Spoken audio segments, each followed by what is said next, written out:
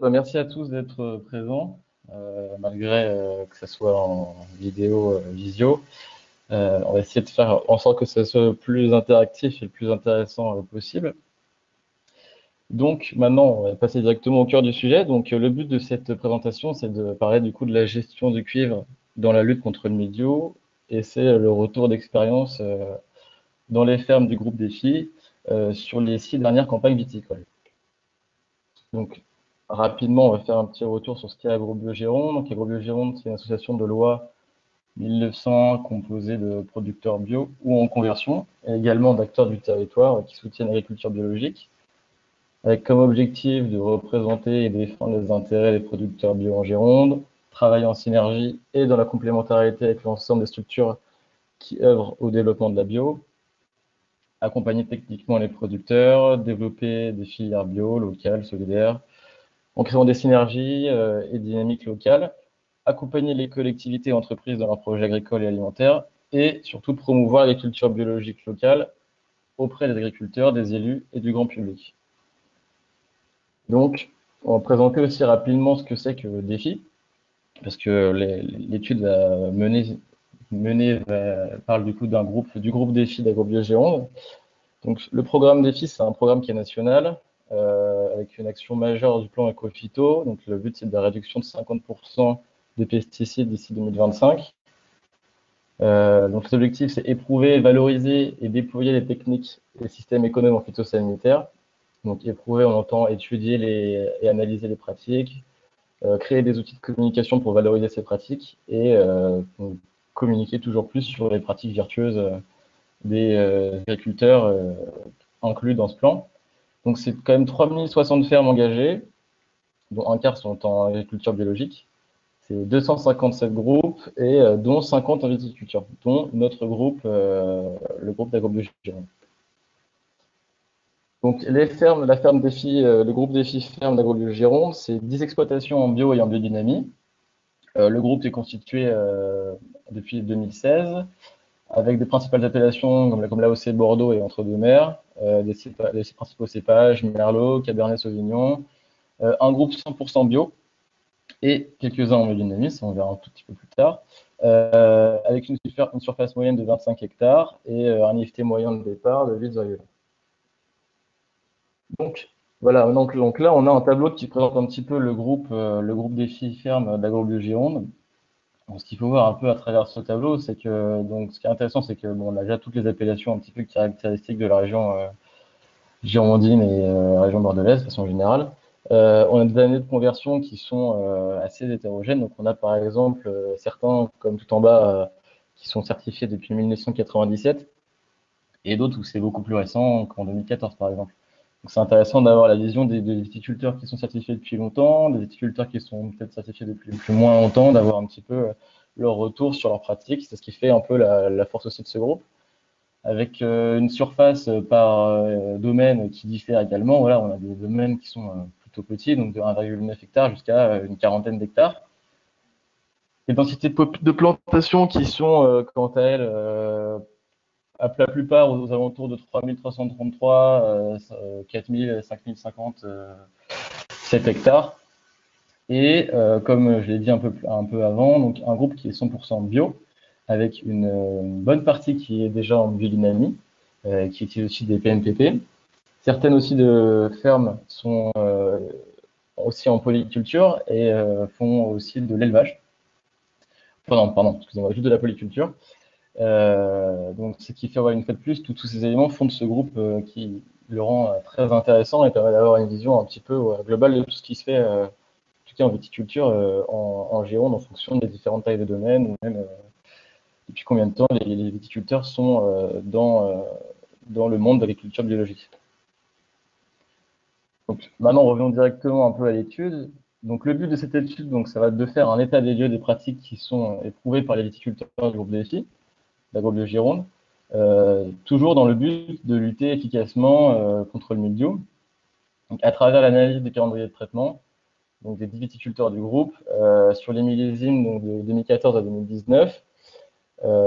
Et donc, il y a eu une phase d'étude des calendriers de traitement, complétée avec des entretiens individuels avec les viticulteurs, pour réunir leur expérience et avoir finalement un lien entre ce qui est fait et pourquoi ces pratiques sont faites, et d'avoir franchement quelque chose de le plus complet possible. De ça va découdre donc deux livrables, un livrable général, un fascicule qui a une analyse générale des viticulteurs. Donc ce fascicule malheureusement n'est pas encore disponible, mais il sera bientôt dans les semaines disponible justement sur le site d'AgroBio Gironde. Et d'une autre part, il y a eu des fiches individuelles qui ont été faites par les viticulteurs, mais ça malheureusement ne sont pas disponibles au grand public. Et donc, petit retour assez rapide sur l'usage et le fonctionnement du cuivre. Donc, l'action du cuivre sur le mildiou, donc voilà, le cuivre, c'est le produit utilisé, la matière contre le mildiou de la vigne. Rapidement, voilà, donc de l'eau plus le mildiou, les sporanges nageuses du mildiou lui permettent de se déplacer aisément dans l'eau et induire rapidement des germinations et des contaminations. Mais l'eau combinée avec l'ion cuivrique empêche ces contaminations. Donc c'est un produit de contact multisite qui a une probabilité de développement de résistance qui est quasi nulle. Il n'y a pas d'effet du cuivre post-contamination, donc ce n'est pas du tout un produit curatif, mais seulement préventif, car une fois que le mycélium est dans la plante, il est impossible après, le cuivre n'aura aucun effet curatif. Rapidement aussi, depuis donc du coup fin 2018, le cuivre, la substance cuivre a été réhomologuée. Donc on est passé maintenant à 4 kg par hectare par an. Et tout ça, c'est lissé sur une période de 7 ans pour atteindre 28 kg hectare par an. Donc le sommaire assez rapide de l'étude, donc ça va commencer par l'analyse des calendriers de traitement, avec des doses de cuivre par année des viticulteurs, le nombre moyen de traitements par année, des viticulteurs du groupe, les doses de cuivre et le nombre de traitements, les différents types de cuivre utilisés, leur stratégie, la répartition des types de cuivre et l'évolution du cuivre et du soufre sur les campagnes viticoles.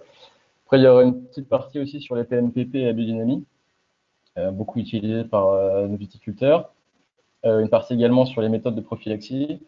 Un point rapide aussi sur la pulvérisation. Et ensuite, on viendra à la fin des conseils qui ont pu être donnés par nos vignerons pour peut-être des vignerons qui voudraient se convertir en agriculture biologique et se posent des questions. Et voilà, ce sont des conseils pour aider à avoir une conversion la plus facile possible. Donc, ce qu'on peut voir assez rapidement avec ce premier graphique, ça représente du coup les quantités de cuivre par année des viticulteurs du groupe Défi Ferme d'AgroBio Gironde, et qu'on a matérialisé par les deux bandes rouges la législation, l'ancienne législation, qui était donc de 30 kg hectares sur 5 ans, soit 6 kg hectares par an. Et depuis 2019, début 2019, pardon, la nouvelle législation qui est de 28 kg hectares par an sur 7 ans, soit 4 kg hectares par an. Donc, ce qu'on peut voir assez rapidement sur ce graphique, c'est que donc, 2018, qui a été une année à forte pression mildiou, on voit que la plupart des viticulteurs dépassent justement cette législation, cette ancienne législation des 6 kg hectares par an seulement en 2018. Enfin, presque seulement en 2018, à part peut-être pour le viticulteur numéro 4 et le viticulteur numéro 10. Et sinon, pour la grande majorité, il dépasse seulement lors de cette année, donc explicable directement parce que c'était une année à très forte pression mildiou. Mais sinon, ce qui est aussi intéressant, c'est ce qu'on voit que par rapport à la deuxième barre, donc la barre qui représente la nouvelle législation, finalement, la plupart des viticulteurs se trouvent plus ou moins en dessous de cette barre. Et donc, ce qui est assez encourageant justement par rapport à cette nouvelle législation, c'est que c'est tout à fait envisageable, et ça l'est déjà presque, parce qu'on se rend compte que sur tous les millésimes qui sont étudiés, pratiquement tous sont, à part le dernier, sont dépendants de l'ancienne législation. Et on le voit, c'est encore plus criant finalement sur la dernière partie avec les moyennes. On voit rapidement que, à part en 2018 toujours, où ça dépasse finalement cette nouvelle législation, les moyennes sont pratiquement toujours en dessous de la nouvelle législation. Donc, maintenant, à partir de ce nouveau graphique, on peut voir le nombre de traitements par année des viticulteurs du groupe Défi. Donc, toujours rappeler rapidement que 2018, donc une année à forte pression médio. 2017, il y a une grosse période de gel qui a engendré de lourdes pertes au sein de nos viticulteurs. Donc, ce qu'on peut voir rapidement, c'est que l'évolution du nombre de traitements en fonction de il y a une évolution du nombre de traitements en fonction de la pression. Voilà, donc, par exemple, toujours en 2018, on voit avec les barres bleues qui sont souvent les années où il y a eu le plus de traitements. Et donc, voilà, les vignerons ont tendance à faire évoluer le nombre de traitements en fonction de la pression, c'est sûr. Il y a aussi des différences de stratégie par rapport aux vignerons. Certains, on voit par exemple les viticulteurs numéro 9, tournent ces traitements aux alentours de 8 à 11 traitements, sans vraiment prendre en compte cette pression, le nombre de traitements, enfin, le rapport au nombre de traitements et pression. Et ce qui est aussi intéressant de rappeler, c'est qu'après discussion avec les vignerons, après que les vignerons aient même pu discuter entre eux, certains ont fait évoluer leur stratégie et ont augmenté progressivement leur nombre de traitements. Certains faisaient peu de traitements et au fur et à mesure des discussions, on s'est rendu compte que c'est une stratégie qui marchait plutôt bien d'augmenter le nombre de traitements et aussi on suit vu leur nombre de traitements moyens augmenter chaque année. Et on voit aussi un peu rapidement tout à droite, donc toujours les moyennes, à part en 2018, on a des traitements qui vont jusqu'à 14 traitements, c'est ça. On tourne dans les alentours de 10, 9, 11 traitements moyens, quoi. Juste avant de continuer, je ne sais pas si Valentina, tu as ton micro, est-ce que tout le monde m'entend bien toujours ou, comme je sais, moi je n'entends pas si on m'entend, juste pour savoir si tout le monde est toujours là ou si moi je suis encore peut-être été déconnecté. Je pense que tout le monde t'entend. Moi, je t'entends, donc j'espère que les autres aussi. Juste une petite question. Est-ce que tu pourrais enlever la petite fenêtre qui est en bas de la présentation là, que tu as avec arrêter le partage là? Parce que Ah ça oui, bien gâche sûr, un excusez-moi, je pensais que, peu. elle était seulement sur mon écran. Bon bah super, si tout le monde, enfin si vous m'entendez toujours, c'est que tout le monde doit m'entendre, je pense. C'est bon, c'est Donc bon. je vais continuer. Ok, super. Donc alors maintenant on a les quantités de cuivre et les nombres de traitements moyens des viticulteurs du groupe Défi. Donc ce qui est intéressant là sur ce graphique, c'est qu'on voit finalement les quantités de cuivre moyennes entre les différentes années. Donc là on voit aussi très clairement que à part en 2018 où on est au-dessus de la nouvelle législation, donc on est à 5,23 on est sinon toujours en dessous de cette législation, donc ce qui est toujours aussi hyper encourageant par rapport à la nouvelle législation.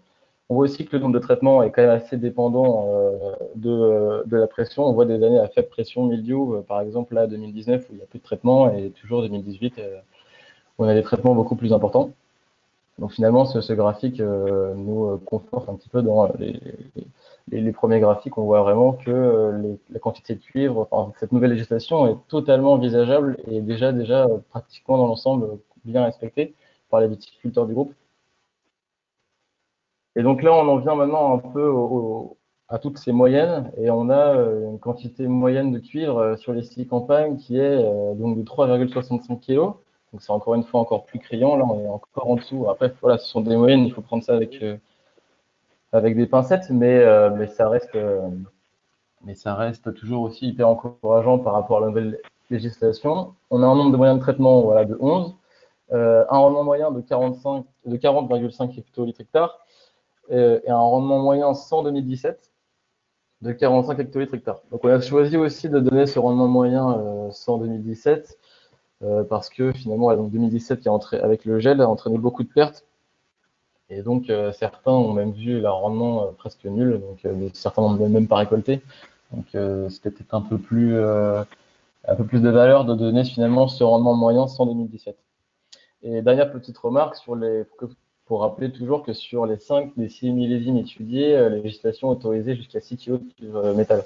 Donc une fois de plus, quand on voit que la quantité moyenne de cuivre sur les 6 campagnes des viticulteurs est de 3,65, c'est un chiffre qui est hyper intéressant et qui montre que la consommation de cuivre par les viticulteurs du groupe Défi est vraiment qui est bien plus basse que ce qui était la législation sur les 5 millésimes avant 2019.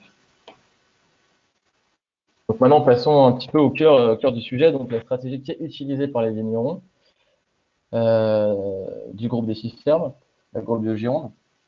Donc, on a en moyenne un traitement par semaine, avec une période de traitement beaucoup plus importante, forcément de mai à juillet.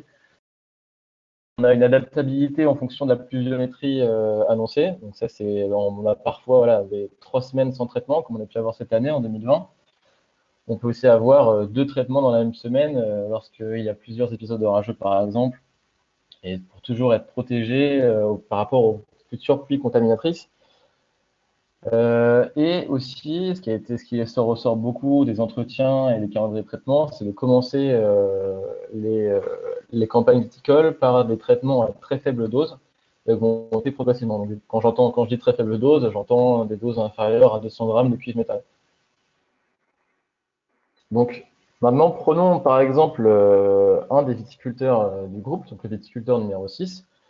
On va prendre l'année 2018, parce que bon, comme c'est une année à forte pression, ça montre un petit peu voilà, à quoi ça ressemble quand tous les indicateurs sont au plus mal. Donc sur ce viticulteur numéro 6, on voit que sur cette année 2018, il y a eu 15 traitements, 4,3 kg de cuivre métal utilisé. On a des nombres de jours entre les traitements qui sont aux alentours voilà, donc de 8, 7, 8, 9 jours. Et on a 3 classes de quantité de cuivre, avec au début de saison de 100 à 200 grammes de cuivre par traitement. Après, on augmente progressivement de 100-300 grammes jusqu'à aller à 300, 550 grammes.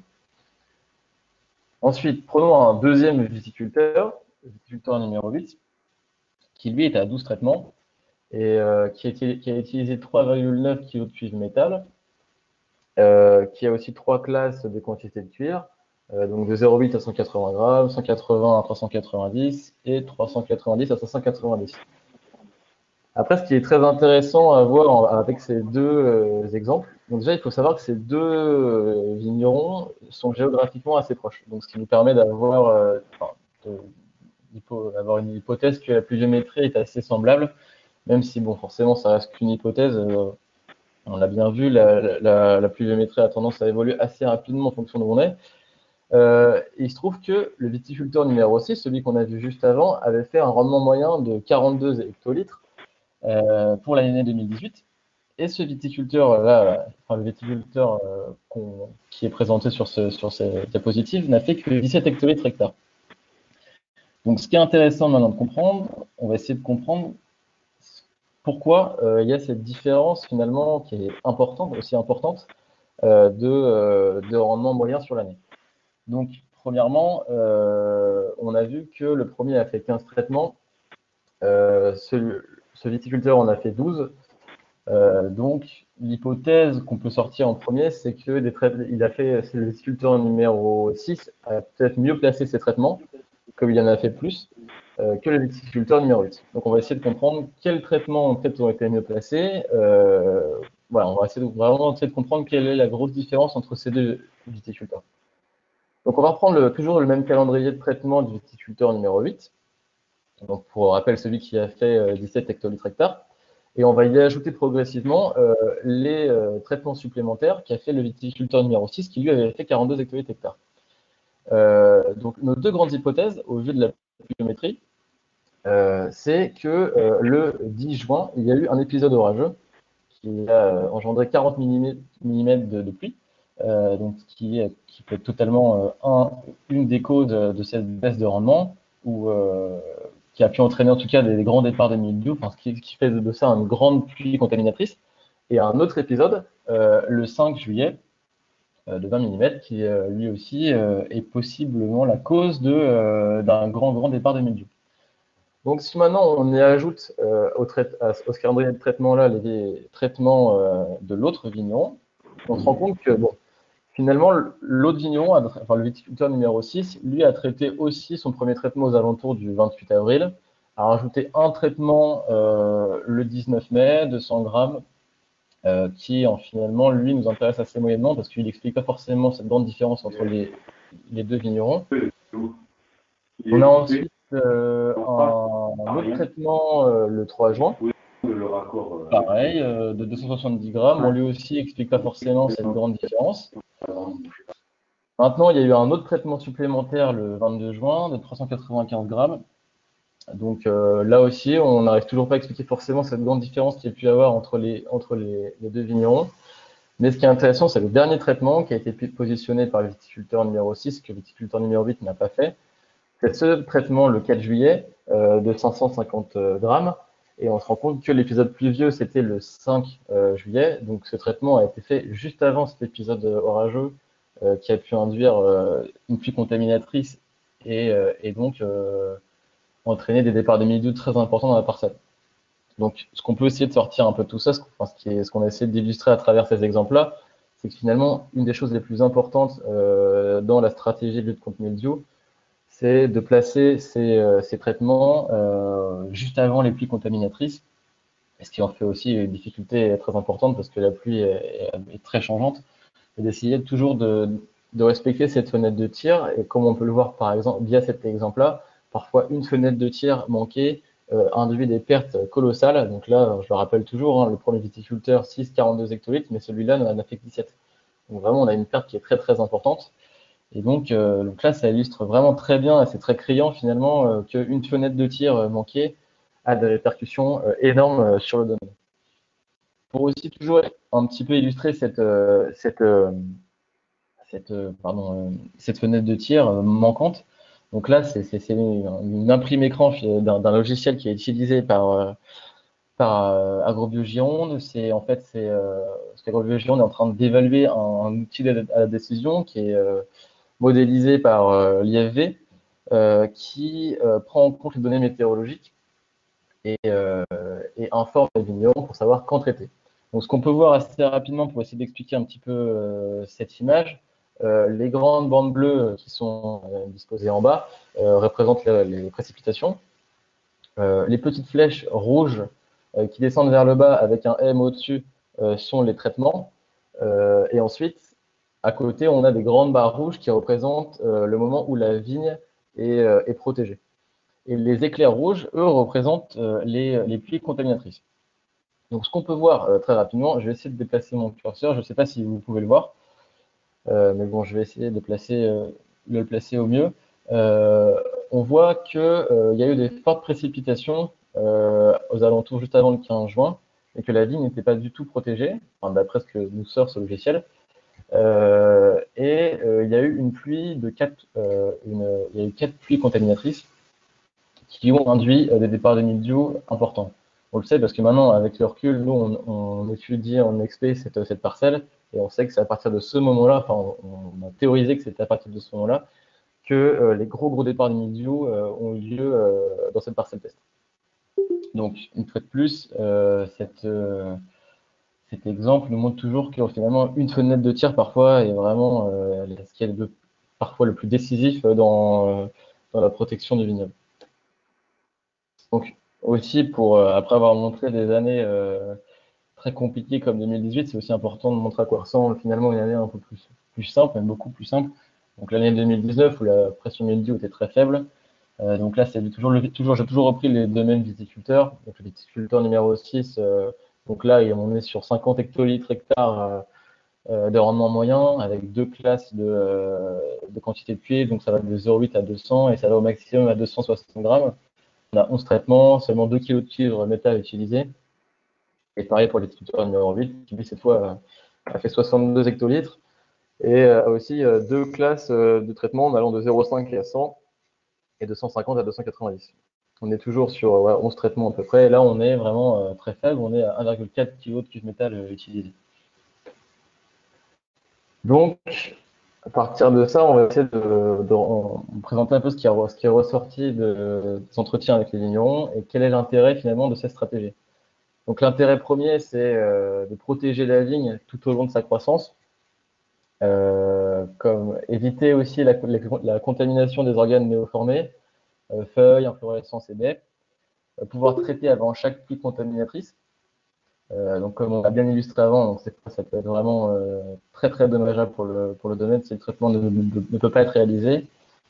Ça permet aussi de pouvoir moduler facilement la dose de cuivre métal sur la saison. Donc finalement, de faire plusieurs traitements à faible dose, ça a quand même beaucoup d'intérêt d'après ce qu'on a ressorti par ces vignerons. Par contre, cette stratégie, elle demande surtout d'avoir une activité de traitement la plus courte possible.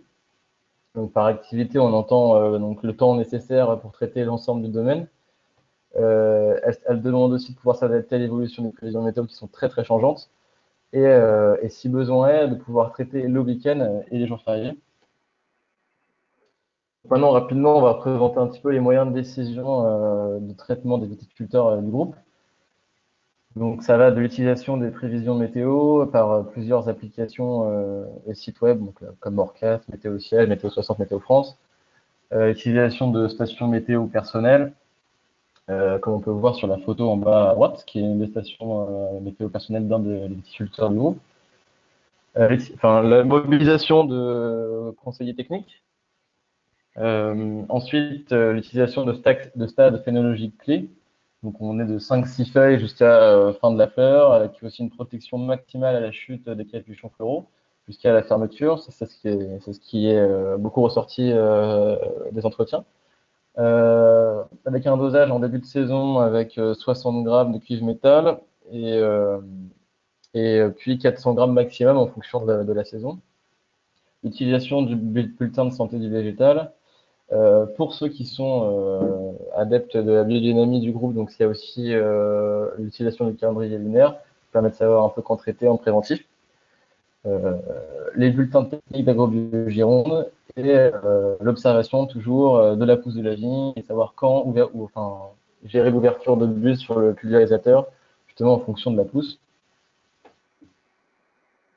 Maintenant, donc on a vu que le cuivre, c'était l'outil numéro 1 pour lutter contre le mildiou, mais c'est vrai qu'il existe quand même différents types de cuivre. Donc on a donc l'hydroxyde de cuivre, qui est composé de sulfate et de cuivre et de soude, avec 3 mm ou forte rosée qui permet l'activation des ions cuivriques, une décibellité de 15 à 20 mm de pluie. Ensuite, on a la bouillie bordelaise, qui est du sulfate de cuivre et de la chaux. Donc avec une activation qui demande un peu plus de pluie, on est à 6 mm de pluie et une estimabilité des 25 à 30 mm de pluie. Et l'oxyde de cuivre, enfin l'oxyde cuivreux, pardon, qui est activé à partir de 15 mm de pluie, donc qui est beaucoup utilisé lors des périodes orageuses, et une estimabilité autour des 40-45 mm de pluie. Il existe également aussi l'oxychlorure de cuivre, qui est beaucoup moins utilisé, qui n'est pratiquement pas utilisé en fait par les vignerons du groupe. Et donc maintenant, la stratégie utilisée par les vignerons et comment finalement ils choisissent le type de cuivre qu'ils veulent utiliser, qu'ils vont utiliser pour traiter au mieux. Donc il y a toujours une combinaison de sulfate de cuivre et d'hydroxyde de cuivre de façon générale, donc ce qui permet une protection optimale plus longue. L'hydroxyde protège presque instantanément et le sulfate, quant à lui, s'active un peu plus tard. Donc une fois les deux cuivres actifs, la plante est protégée parfaitement contre la pluie contaminatrice. Et si des orages sont annoncés, il y a cette combinaison finalement de 3 types de cuivre, du sulfate, de l'hydroxyde et de l'oxyde, pour assurer toujours une protection supplémentaire contre les forts cumuls de pluie. Donc, les types de cuivre se répartissent en deux grandes familles finalement, avec une majorité d'hydroxyde où les vignerons utilisent aux 3/4 d'hydroxyde, un quart de sulfate et lors vraiment de gros épisodes orageux de l'oxyde de cuivre. Et, une autre classe, une autre répartition des cuivres est beaucoup utilisée, c'est la répartition finalement à presque égale quantité de sulfate et d'hydroxyde de cuivre, et un petit peu toujours d'oxyde de cuivre lors des grosses périodes orageuses. Là, on voit à travers aussi ce graphique l'évolution du cuivre et du soufre sur les 6 dernières campagnes viticoles. Donc voilà, on voit aussi là que c'est très corrélé finalement, que on sait que les vignerons du groupe et les vignerons de façon générale en Gironde utilisent le cuivre et le soufre en synergie pour lutter contre le mildiou et l'oïdium. Et là, on voit directement que finalement les quantités de cuivre sont très rapidement corrélées avec les quantités de soufre. Et voilà, donc maintenant on va passer à une autre partie donc qui traite un peu des PNPP et des dynamiques. Et comme tout à l'heure, je veux juste savoir si peut-être que quelqu'un peut me répondre si tout le monde m'entend toujours bien, si depuis rien ne s'est déconnecté ou non.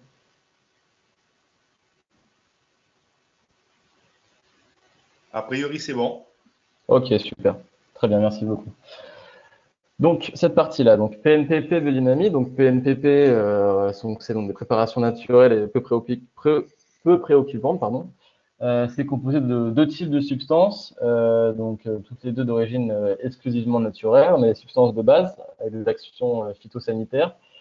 Il y a quand même 18 substances qui sont reconnues. On y trouve l'ortie, la prêle, le vinaigre, l'écorce de saule ou encore l'huile de tournesol. Il y a les substances naturelles à usage biostimulant ou action fertilisante. Donc, c'est des plantes ou parties de plantes médicinales dont la vente est autorisée par d'autres personnes que des pharmaciens. Il y a plus d'une centaine de plantes telles que la camomille et la menthe qui sont inscrites. Et donc les PNPP s'obtiennent par exemple en mélangeant une ou plusieurs des substances citées ci-dessus avec de l'eau.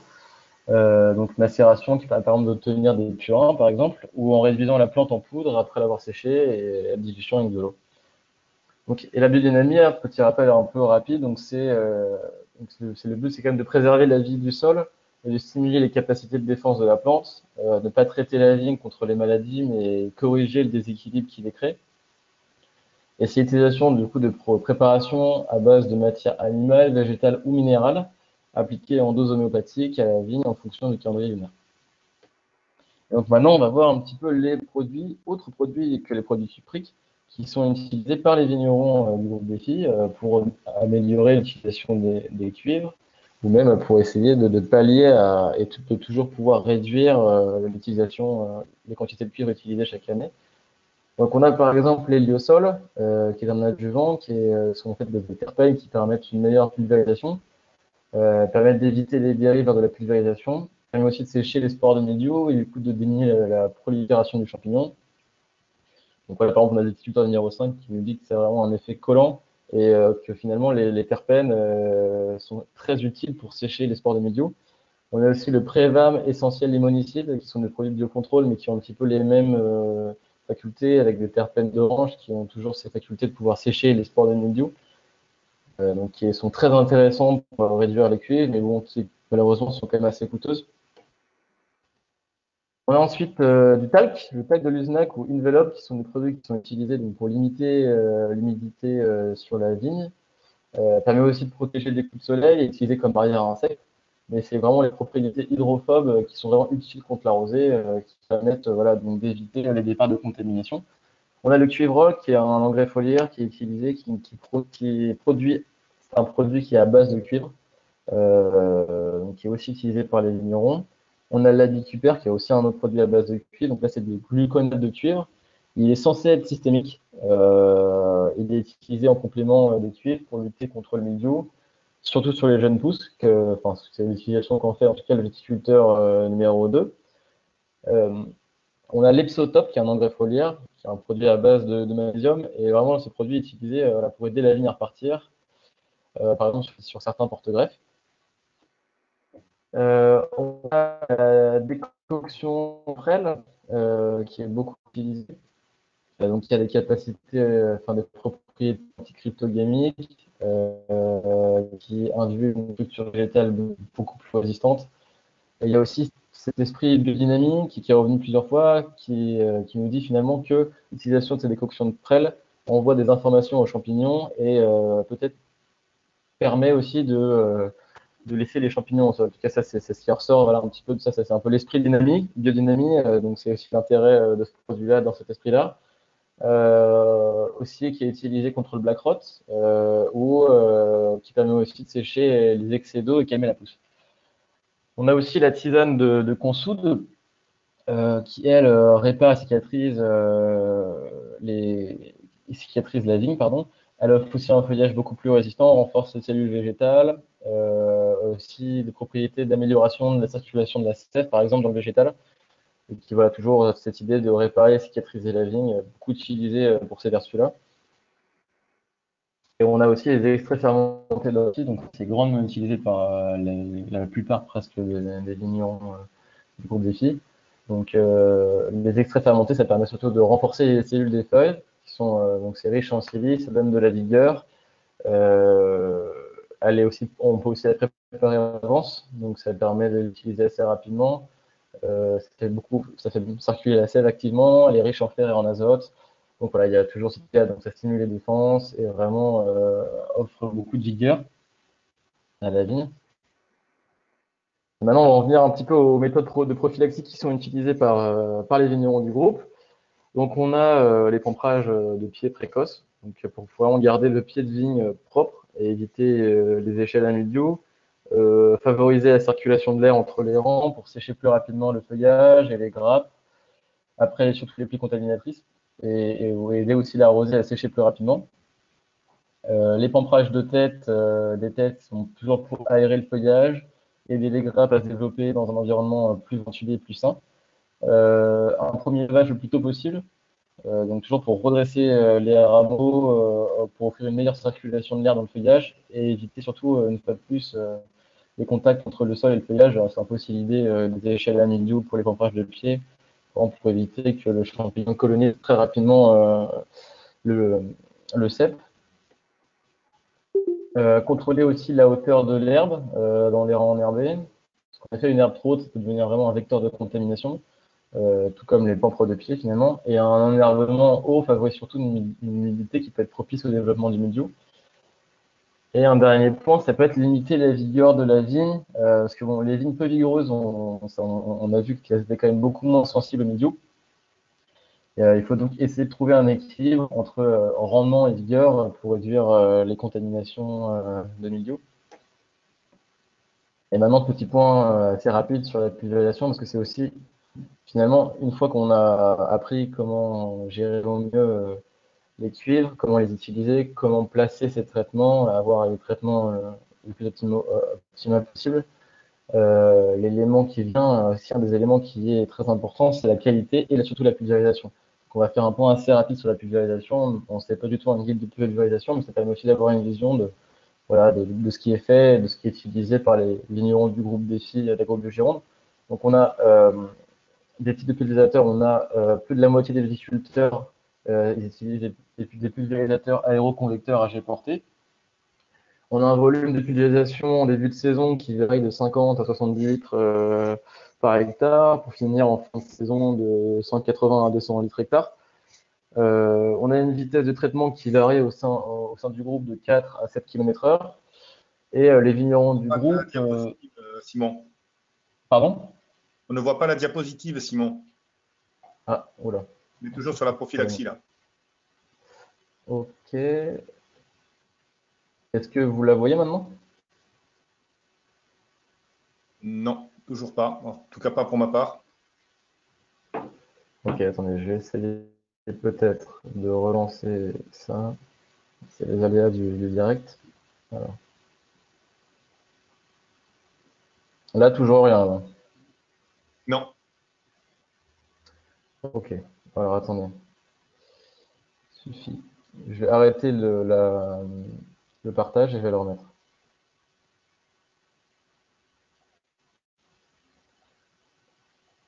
Ok. Est-ce que c'est mieux maintenant? Vous le voyez? Pas encore. Oui, c'est bon. Ok, On est sur la super. pulvérisation. Donc, ok, bon, parfait. Bon, bah, du coup, vous m'avez quand même bien entendu ou vous voulez que je repasse sur la slide? Non, je pense que si tu la laisses un petit peu, tu en as parlé, puis là, on le lit. Donc, Ok. Bon, bah, du coup, je vais juste terminer sur les rangs. Donc, ouais, donc les vignerons du groupe Défi traitent un rang sur deux. Et si la pression mildiou est vraiment forte, certains viticulteurs vont traiter en passant vraiment dans tous les fonds. Donc maintenant, on va passer toujours sur la pulvérisation. N'hésitez pas à me dire surtout hein, si les slides ne passent pas ou s'il y a peut-être, moi je ne sais pas, hein, des bugs, comme j'ai aucune vision là-dessus, n'hésitez pas pas de du tout souci. à m'interrompre. Donc toujours sur la pulvérisation, donc ce qui est ressorti quand même par rapport à cette stratégie voilà, de faire beaucoup de traitements à faible dose, c'est cette question de réactivité, de pouvoir traiter le plus rapidement possible, qui est vraiment sûrement un des éléments clés de cette stratégie. Donc dans l'idéal, c'est de mai à juillet intervenir 1 à 2 fois par semaine, lorsque la pluviométrie est très importante, pouvoir traiter si nécessaire les week-ends et les jours fériés, et pouvoir traiter même quand le sol est détrempé. Et pour pallier un peu à tout ça, donc là, je vais vous présenter quelques petites solutions de vignerons qui sont sorties d'entretien, qui pourraient sûrement servir à d'autres vignerons. Donc, par exemple, certains nous ont parlé d'acheter un pulvérisateur tracté par un quad qui permet d'intervenir sur les sols détrempés. Un autre, par exemple, m'a parlé par exemple d'avoir forcément un deuxième pulvérisateur pour pouvoir réaliser des traitements en 4 heures à deux et avoir une solution de repli en cas de panne, parce que c'est vrai qu'on l'a bien vu, une fenêtre de tir ratée, ce qui peut être par exemple dû à une panne de pulvérisateur, peut avoir des dégâts colossaux sur le domaine. Euh, et aussi, par exemple, un des vignerons a mis ça en place sur son exploitation. Il a organisé des astreintes pour les tractoristes pour les week-ends et les jours fériés de mai à juillet, quand la pression météo est vraiment très très forte. Maintenant, du point de vue des réglages, donc des pulvérisateurs, donc c'est une ouverture progressive des buses en fonction de la croissance de la vigne, toujours. Un débit plus important sur la zone fructifère. Et pareil, quelques solutions de vignerons, c'est par exemple l'achat d'un débitmètre pour contrôler rapidement le débit de chaque buse. Ou par exemple faire des tests avec des papiers hydrosensibles en début de campagne pour vraiment optimiser les réglages du pulvérisateur et pour pouvoir traiter durant la campagne de la meilleure manière possible. Et maintenant, on en vient voilà, à plusieurs conseils qui ont été relevés par les vignerons du groupe Défi pour les futurs, enfin les vignerons qui se posent des questions sur la conversion et qui voudraient se convertir en agriculture biologique. Donc, bon, je vais vous les faire assez rapidement.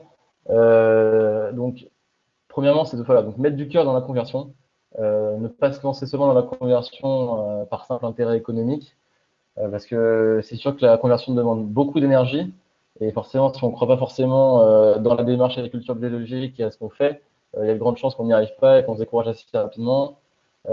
Essayer de s'informer, de se faire accompagner, essayer de lire des documents pour être au courant de ce qui se fait. C'est quelque chose qui est beaucoup revenu vraiment avec les entretiens, c'est vraiment toujours rester informé, essayer de voir ce qui se fait, essayer de discuter avec des techniciens, essayer de comprendre un petit peu les nouvelles choses qui peuvent sortir. Essayer d'être le moins en retard sur les travaux agricoles pendant la saison. Discuter avec d'autres vignerons, partager des connaissances, faire du réseau bio. Ça, on l'a bien vu même au sein du groupe. Certains ont vu, comme je l'expliquais vraiment au tout début de l'étude, qui ont augmenté leur nombre de traitements après discussion entre eux. Donc vraiment, de créer un réseau bio, c'est vraiment quelque chose qui est revenu beaucoup et qui est parfois même la clé de la réussite de la conversion. Euh, Savoir que aussi, s'il y a un problème commercial, c'est pas forcément la conversion à l'agriculture biologique qui va la résoudre. Vaut peut-être mieux commencer par se tourner vers des formations commerciales avant de se lancer dans la conversion à l'agriculture biologique. Surtout ne pas hésiter à se faire aider par un conseiller. Savoir que ça va être dur. Donc ça, c'est une citation du viticulteur Ferme 10. Donc c'est de savoir que ça va être dur, qu'il y aura beaucoup de difficultés dans la mise en cause. Mais le problème ignorant, par exemple, c'est pas forcément comme on pourrait le penser le milieu, mais il y a aussi tout le travail du sol à repenser, à refaire. Il ne faut pas non plus tout miser sur penser que le seul problème, ce sera la lutte contre les maladies, notamment le milieu, en tout cas pour la région, en région girondine. Savoir aussi qu'au-delà de 15 hectares, embaucher un bon tractoriste mécanicien pour les problèmes de pulvérisateur, ça peut être un atout énorme. Être dans la vigne le plus souvent possible, surtout ne pas hésiter à traiter dès le lessivage, ne surtout pas attendre, essayer d'être le plus réactif possible. Donc, c'est une fois de plus, je retourne un peu là-dessus, mais c'est en partie l'une des clés de la stratégie des vignerons du groupe Défi. Et aussi, voilà, donc préparer son matériel pour se traiter vraiment le plus vite possible. Toujours savoir qu'on ne maîtrise rien et qu'on fait des erreurs tous les ans. Et donc, on ne va pas forcément être content de soi tous les ans. C'est toujours voilà, un perpétuel recommencement. Avoir une vision extérieure de ce qu'on fait, sortir un petit peu de ce domaine. Voilà, donc c'est toujours, ça revient un peu sur cette idée de réseau, retourner, aller discuter avec d'autres vignerons, voir ce qui se fait. Et donc, ça permet aussi de mieux comprendre peut-être ce que nous, on a raté, ou alors ce qu'on a bien fait par rapport à d'autres. Mettre l'accent sur la vie du sol pour combattre les aléas climatiques. Utiliser beaucoup de tisanes, des engrais verts pour aider la vigne et lui donner des défenses. Donc ça, c'est toujours dans l'esprit aussi de dynamie. Il faut y aller tout doucement au début, même si ça coûte cher, parce qu'après, il y a le risque de perdre beaucoup de récoltes, ne pas, peut-être pas commencer à convertir toute l'intégralité du domaine, peut-être commencer petit à petit, ou en tout cas, les bonnes pratiques, les commencer petit à petit pour voir un peu comment les vignes réagissent. Et puis toujours, voilà, faire des formations, se tenir au courant, faire du réseau, toujours, voilà, surtout faire des formations, essayer de voir un peu ce qui se fait, donc ça revenu quand même beaucoup de fois. Et donc voilà. Donc pour conclure, donc le but d'Agrobiogérante, ça va toujours être de continuer de travailler sur la réduction des cuivres, grâce toujours au retour d'expérience des viticulteurs et toujours pouvoir mettre côte à côte finalement les données brutes qu'on a sur les calendriers de traitement et les récits pratiques des viticulteurs et essayer de comprendre au mieux pourquoi ils font ça et essayer après de pouvoir aider d'autres viticulteurs. Euh, Ajouter finalement les prochaines campagnes viticoles à cette étude, ça va être aussi une des suites d'Agrobiogérande. Promouvoir le partage d'expériences toujours entre les viticulteurs au sein de journées techniques, par exemple, pour la suite de la structure. Donc, il y a, comme je l'en ai parlé assez rapidement, il y a toujours cet OAD, cet outil de la décision au petit cuivre qui est toujours testé, qui permettra d'avoir un outil pour mieux positionner ces traitements et nous donner peut-être une dose de cuivre optimale en fonction des précipitations qui sont annoncées. Et il y a un projet national, le projet BASIC, qui est un projet donc de mise en valeur de pratiques efficaces et économes en cuivre, et qui va aussi permettre d'analyser le cuivre dans les sols des fermes bio du réseau DEFI. Donc c'est un des projets qui a déjà été commencé. Il y a eu plusieurs prélèvements de sol qui ont été faits dans les vignes de la totalité des viticulteurs du groupe. Voilà. Merci de votre attention et n'hésitez pas si vous avez des questions.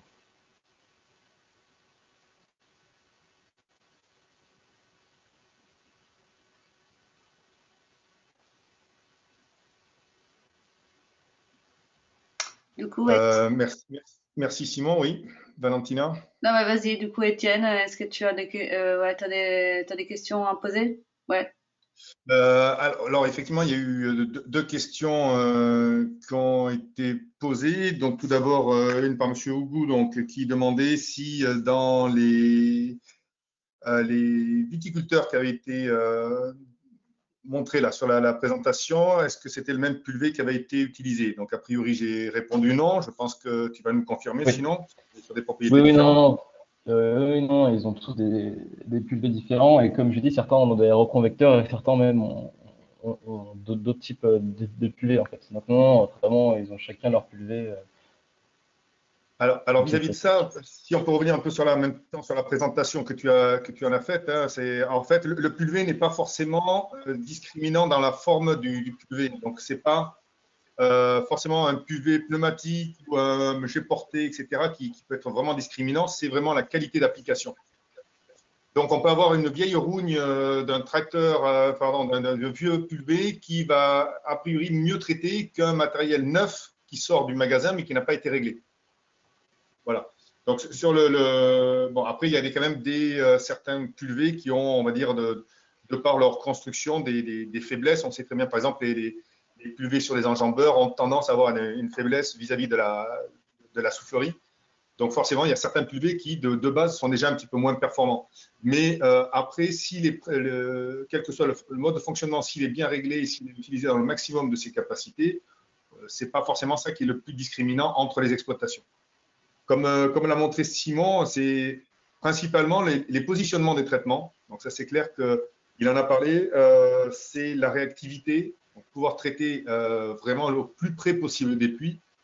Dans l'exemple que tu as montré, enfin dans les deux exemples, mais celui où il y avait un échec, il y avait effectivement un traitement qui était à plus de 7 jours d'une grosse pluie. Et là, forcément, on se met à découvert par rapport à ce que tu as évoqué sur la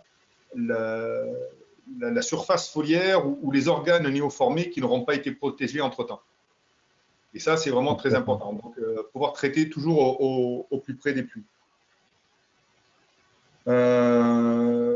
Qu'est-ce que je voulais rajouter aussi? Ah oui, donc il y avait une deuxième question qui était sur l'utilisation de l'héliosol qui a été évoquée. Alors ça, c'est dans le constat des produits qui sont utilisés aussi. Alors effectivement, ce produit a eu des interdictions d'utilisation. Donc là, on est encore sur des traitements de dossiers de dérogation. Donc, je ne vais pas forcément m'étendre là-dessus parce qu'on n'a pas toutes les données à l'heure actuelle, mais effectivement, il a eu une interdiction d'utilisation en AB, mais qui n'est pas réglée. Donc, ça, on va attendre encore un petit peu. Si je vois dans les dernières questions qui viennent d'être posées, peut-on connaître les PNPP utilisés en même temps que les doses de cuivre pour les vitis 6 et 8? Donc, Simon, est-ce que tu as la connaissance des PNPP qui ont été utilisés sur ces traitements par les viticulteurs 6 et 8? Non, bah là sur moi, je vous avoue que je les ai pas directement, c'est totalement retrouvable, mais il faut savoir que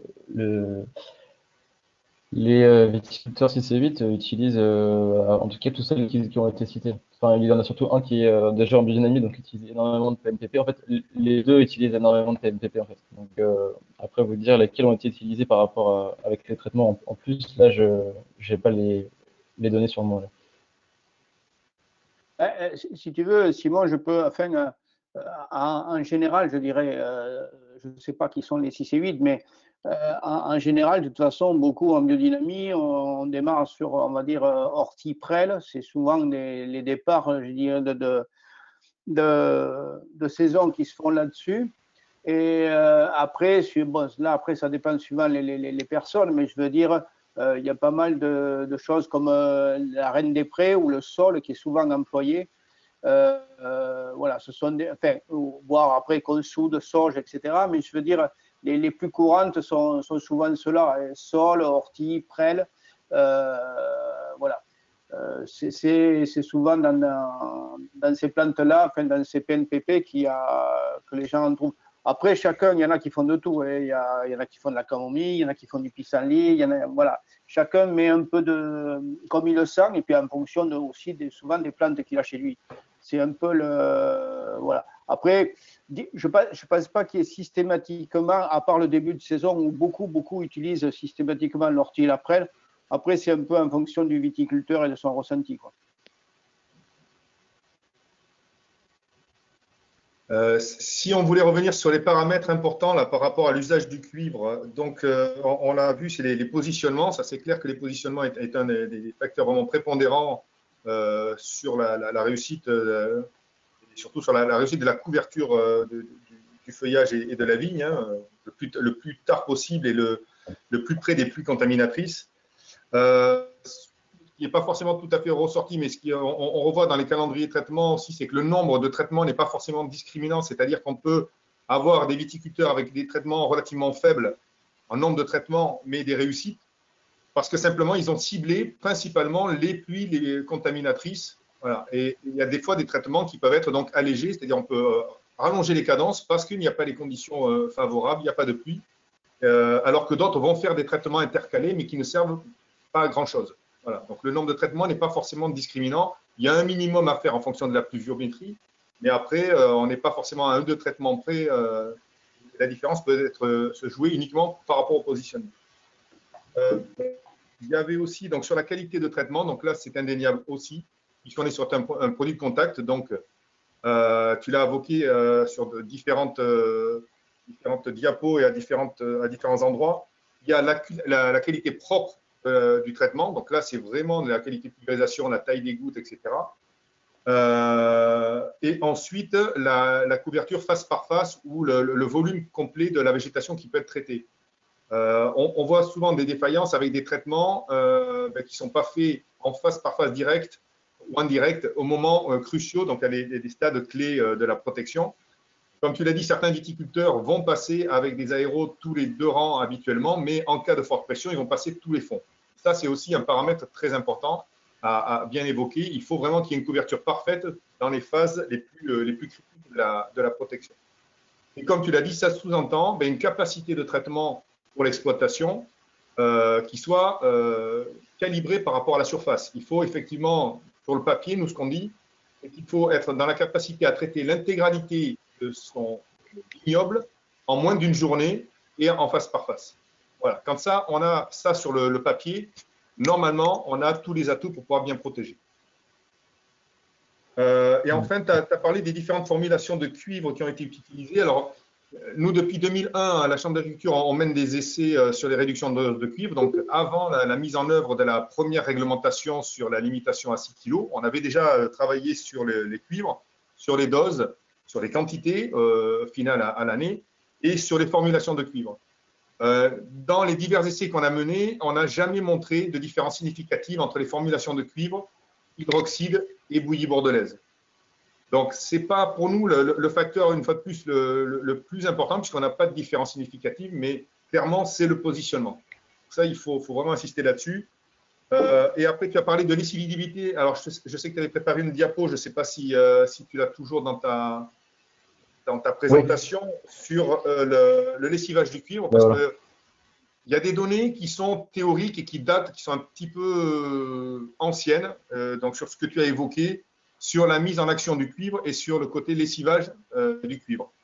Les derniers essais, donc ça c'est des vieilles données qu'avait menées à l'époque Bernard Mollo de l'IFV et qui ont été reprises en fait par Alexandre Davy. Donc voilà les données. Et en fait, on ne voit pas de différence significative entre les différentes formulations.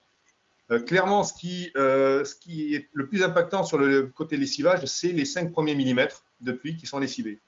Et dans les essais qui ont été menés par Alexandre, donc avec un lessivage extrême, puisqu'on dépasse les 100 millilitres les 100 millimètres de pluie, on va faire tremper les feuilles. Donc vraiment, on essaye d'extraire, en tout cas de récupérer le maximum de cuivre qui a été appliqué sur les feuillages. Et on s'aperçoit qu'il y a toujours à peu près 40% du cuivre qui n'est jamais retrouvé dans les eaux de lessivage. Ça veut dire qu'à chaque traitement, potentiellement, il y a 40% du cuivre qui reste sur les feuilles. Alors, on ne sait pas sous quelle forme, est-ce qu'il est actif ou pas, mais il y a quand même du cuivre qui semble rester. Quand on parle de lessivité, on évoque notamment l'hydroxyde de cuivre, l'oxychlorure de cuivre, avec le Nordox, hein, pour ne pas le citer. Donc lui aussi, là, dans les essais, il ne montre pas de différence significative. Ce qui est le plus en fait, embêtant dans le lessivage de cuivre, c'est le colorant qui est à l'intérieur du cuivre. Et celui-ci, là, par contre, pour ceux qui l'ont utilisé à des doses relativement élevées, tout le monde s'en souvient parce que pour nettoyer le PUV, c'est difficile.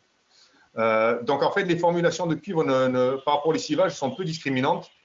En revanche, nous, on trouvait dans nos essais, dans les différentes formulations, on a testé donc, hydroxyde, sulfate de cuivre, bouillie bordelaise, ou oxyde cuivreux, c'est que l'oxyde cuivreux ressortait souvent inférieur en termes d'efficacité, parce qu'effectivement, il lui faut des gros volumes de cuivre, des gros volumes d'eau pour se mettre en action, sauf que les contaminations, elles ont lieu très rapidement, en fait, dès les premiers millimètres. Et au final, dans tous nos essais où on avait du Nordox, une fois de plus pour ne pas le citer, hein, la protection du vignoble était moins efficace. Autre commentaire que je pourrais faire sur les formulations de cuivre, alors là, c'est plus dans un sens pratique. Donc nous, comme on a vu qu'on n'avait pas de différence significative entre les efficacités des différentes formulations hydroxyde ou bouillie bordelaise, un paramètre qui est à noter aussi, c'est que si on fait des associations, on va forcément utiliser 2 formulations de cuivre, ce qui veut dire que comme les produits sont limités pour un grand nombre à 5 traitements par saison, quand on va dépasser 10 ou jusqu'à 14, 15 traitements et qu'on va faire des associations à chaque fois, il va falloir multiplier les formulations de cuivre. Donc ça, faire attention parce que ce n'est pas forcément évident ensuite de trouver chez son distributeur des formulations différentes de cuivre avec des numéros d'AMM différents. Donc, dans la mesure où on n'a pas forcément d'effet discriminant, l'association, pour moi, ne se justifie pas forcément. Voilà. Et ensuite, quand tu parles des doses de cuivre entre 60 grammes et 500 grammes, alors autant 500 grammes en pleine végétation, une fois de plus, quand on ne maîtrise pas forcément complètement la qualité de pulvérisation, ça me paraît tout à fait honnête.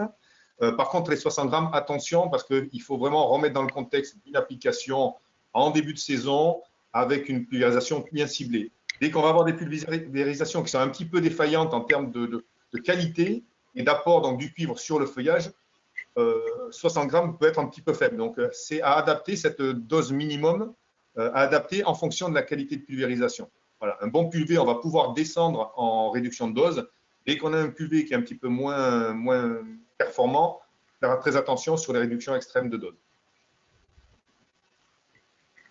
Et puis enfin, je voulais revenir aussi sur des paramètres que tu as évoqués en fin de présentation sur la prophylaxie, donc sur la vigueur. Ça, c'est évident. On l'a montré les quelques dernières années avec des millésimes avec des pressions milieu assez importantes. Clairement, les vignes les moins vigoureuses étaient moins touchées que les vignes très vigoureuses.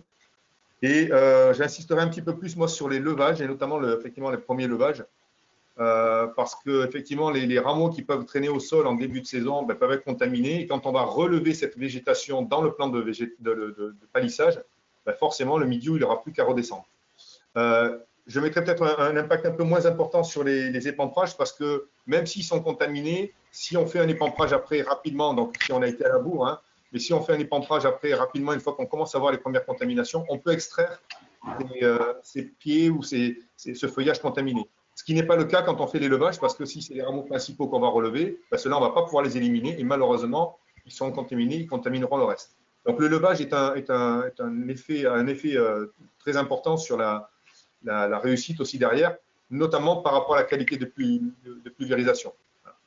C'est clair que quand on a des vignes qui sont bien relevées, forcément, si on a notre traitement qui est bien calibré pour traiter le plan de végétation, normalement, on a une bonne qualité.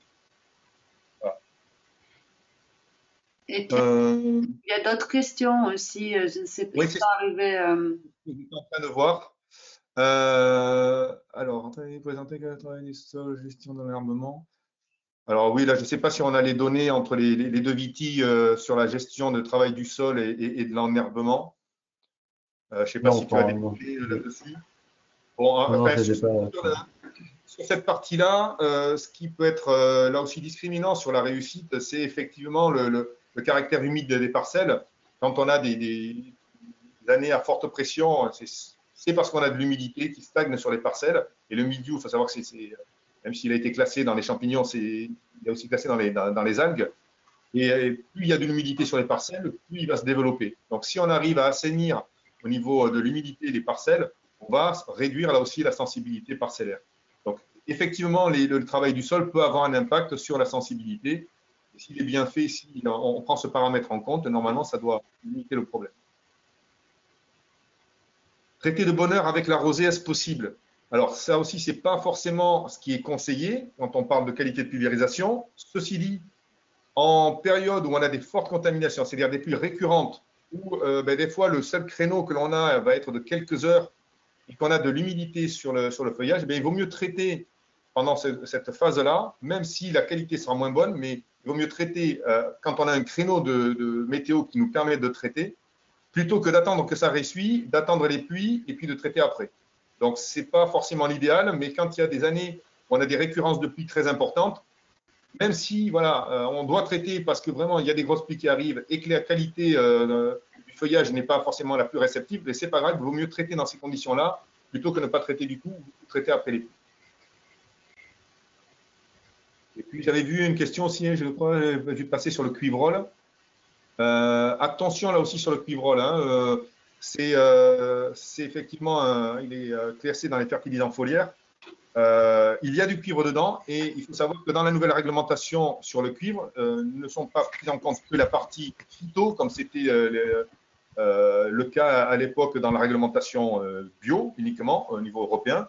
Là, la réglementation européenne a remis en place le cuivre pour 7 ans, mais pour toute culture et tout viticulteur ou tout agriculteur, donc qu'on soit bio ou conventionnel, les 27 kilos sur 7 ans sont valables pour tout le monde, et y compris tous les cuivres qui peuvent rentrer. Donc, on faire attention à ces fertilisants foliaires, idem sur les fertilisants ou sur des amendements ou des engrais que l'on va apporter au sol. Les cuivres qui sont contenus dans ces matières-là sont à comptabiliser aussi à la fin de l'année. Donc, il faut faire très attention. Et donc, le cuivrol, qui était, on va dire, un substitut à l'époque aux produits phyto, puisqu'on utilisait du cuivre, mais qui n'était pas inscrit dans la réglementation, puisque ce n'était pas un produit phyto. Là, maintenant, tous les cuivres utilisés, quelle que soit leur formulation, que ce soit au sol ou en pulvérisation sur la vigne, sont à comptabiliser. Et donc, le labicupère aussi. Et pour faire une remarque à nouveau sur le labicupère, Nous, on avait testé, donc moi j'avais fait pas mal d'essais avec la société Macassa sur la Labicuper quand il est sorti, puisqu'effectivement il a pour vocation normalement d'être, donc c'est un gluconate de cuivre qui a pour vocation d'être systémique.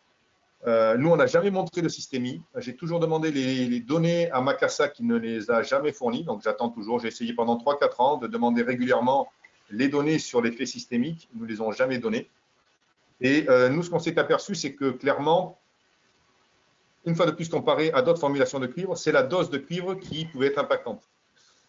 Sauf que quand vous utilisez 200 grammes de cuivre métal d'une formulation de la Labicuper, vous allez le payer 10 fois plus cher, voire peut-être plus encore, qu'une formulation en hydroxyde ou en bouillie bordelaise. Donc après, il faut être pragmatique et le porte-monnaie en ce moment, ben, on compte. Hein. Donc il vaut mieux utiliser un hydroxyde ou une bouillie bordelaise à 200 grammes de cuivre plutôt qu'un Labicuper à 200 grammes de cuivre, c'est beaucoup moins cher.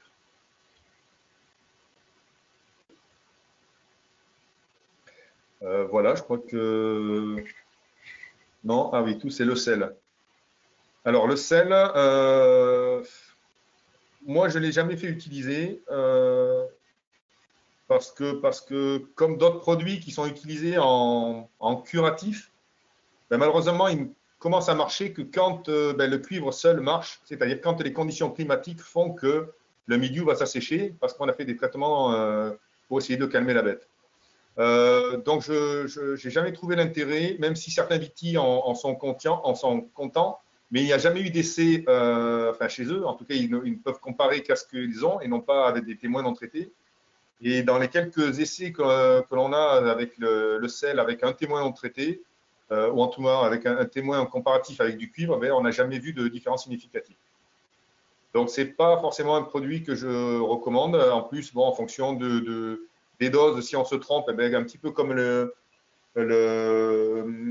Prévam, on peut avoir aussi des brûlures sur le feuillage, ce qui n'est pas forcément bienvenu parce que l'objectif, c'est de protéger le feuillage contre les champignons, mais si on le brûle à côté avec du sel, ben, au final, le résultat est le même et on a dépensé de l'argent et on a fait des dégâts. Voilà. Alors, le Vive à cuivre. Alors, celui-ci, attendez que je me revienne. Monsieur Lacroix, là, ou c'est qui a posé la croix? Oh, ouais. Du coup, voilà, j'ai juste vu une doc, j'ai jamais utilisé le produit. Pour la formulation, du coup, c'est 18% de cuivre, un peu plus d'1% de zinc, 1% de bore, 1% de manganèse. J'ai pas d'avis sur le produit, mais voilà, je voulais savoir si vous connaissiez. Oui, oui, ça y est, je le resitue.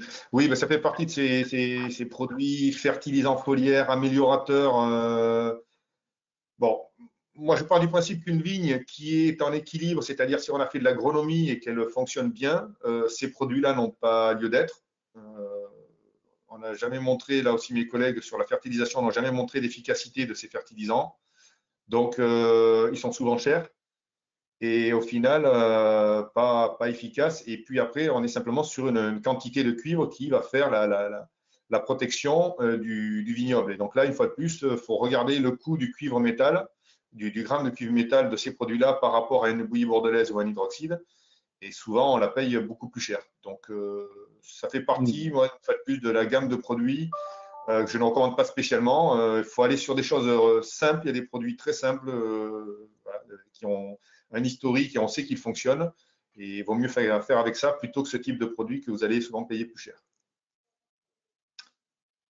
Ok, merci. Alors, est-il prévu au niveau de l'Union européenne de réduire la dose de cuivre? Alors, oui, puisque c'est un…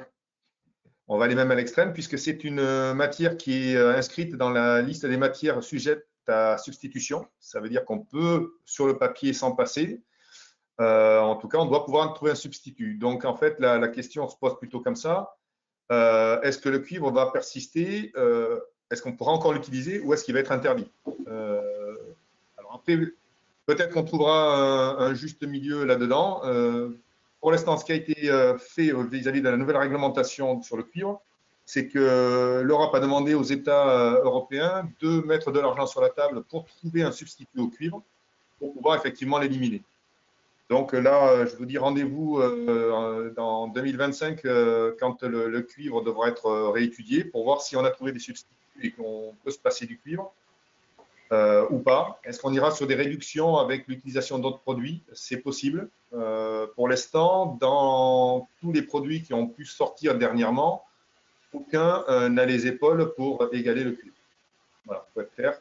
Le cuivre est la seule matière réellement efficace en bio, utilisable en bio contre le milieu. Donc là, je ne suis pas devin, mais on peut avoir des craintes sur la persistance de l'utilisation du cuivre, effectivement.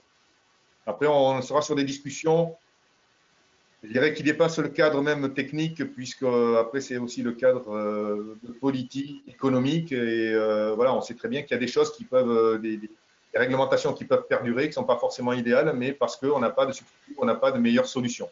Donc là, ça sera des décisions à la fois techniques et à la fois politiques qu'on ne maîtrise pas du tout.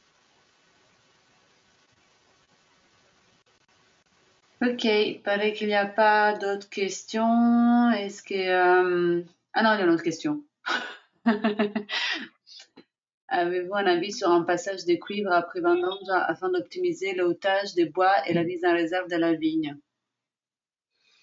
Alors là aussi, c'est pas directement l'utilisation du cuivre enfin, sur l'ahoutement, tout ça. C'est en fait, l'objectif est surtout de préserver un feuillage fonctionnel le plus tardivement possible pour que la vigne puisse simplement engranger des réserves par son propre fonctionnement. Et une fois que le feuillage va rentrer en sénescence, il va y avoir relargage de la partie foliaire vers la souche, vers les racines.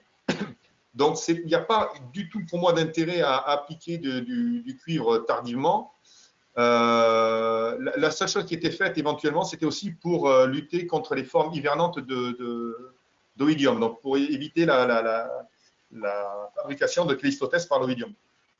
Mais là, je vois un petit peu la même réponse. Même si chez nous, l'oïdium n'est pas tout à fait un problème, si, comme on l'a vu dans les calendriers de traitement, on utilise du soufre très tôt en début de saison. Pas forcément des grosses quantités, mais très tôt en début de saison. Normalement, on n'a pas de souci d'oïdium dans nos vignobles.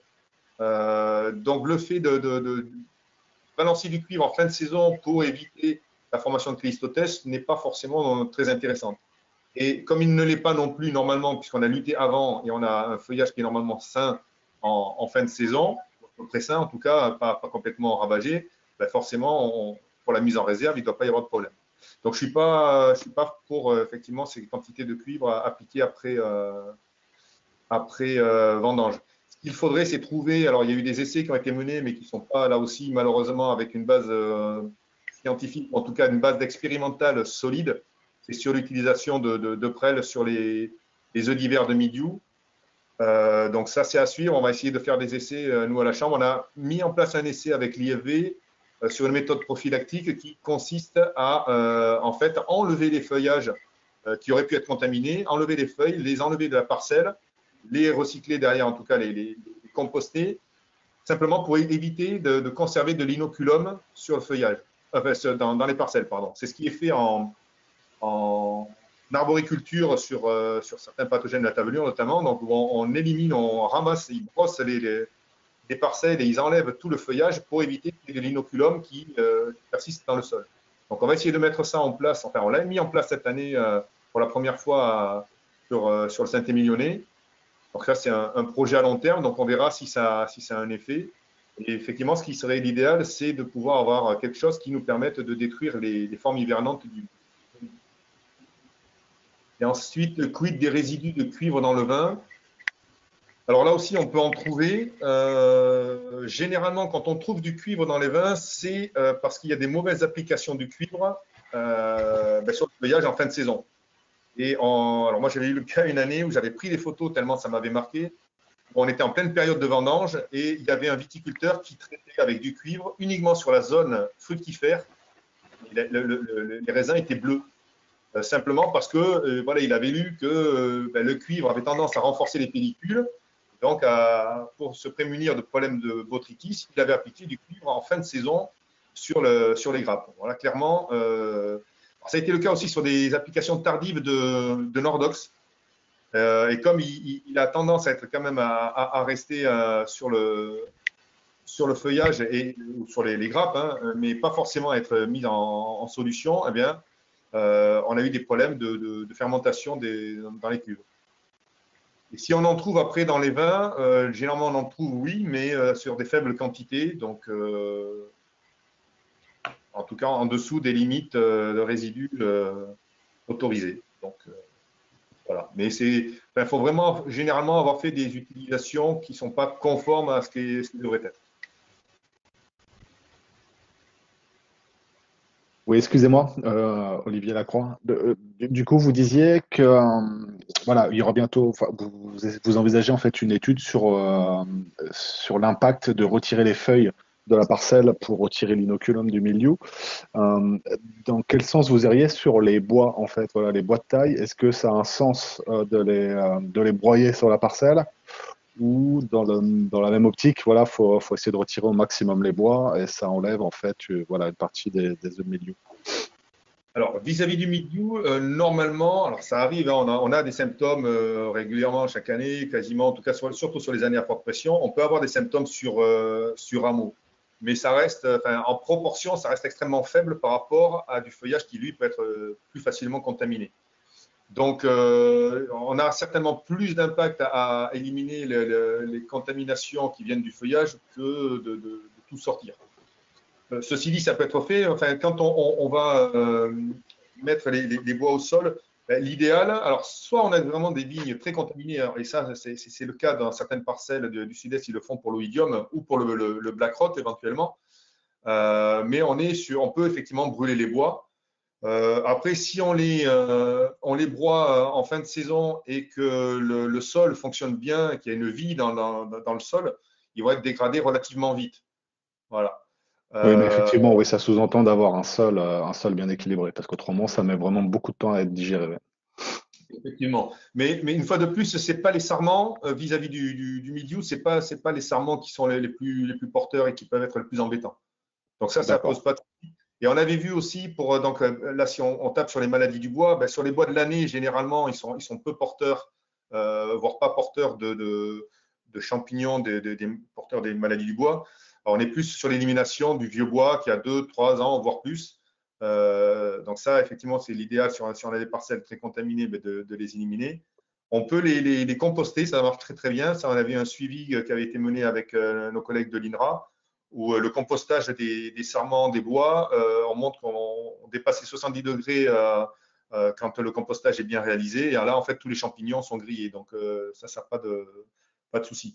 Et le broyage des bois de l'année dans les vignes, on n'a jamais montré là aussi d'impact sur les maladies du bois en positif en tout cas. Donc on peut le faire sans problème. Ok, merci.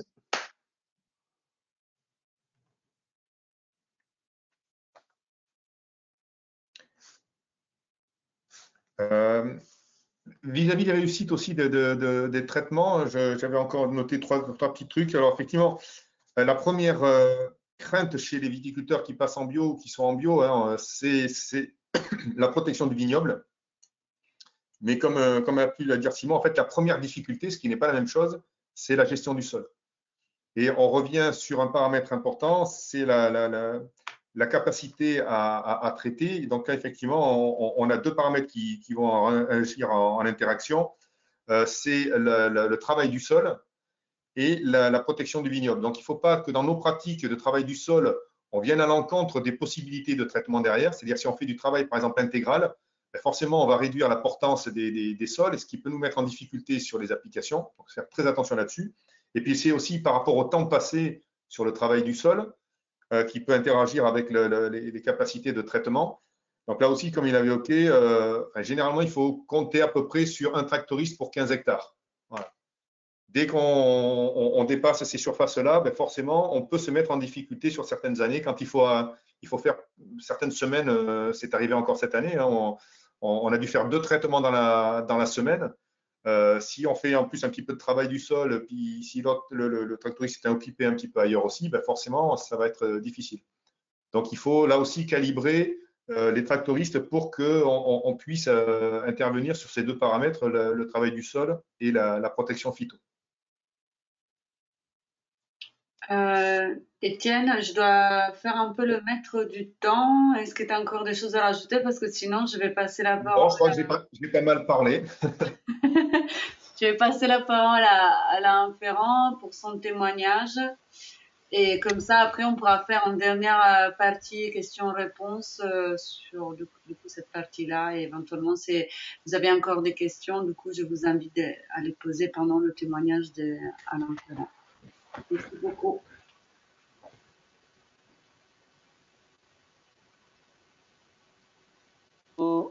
Oui, merci.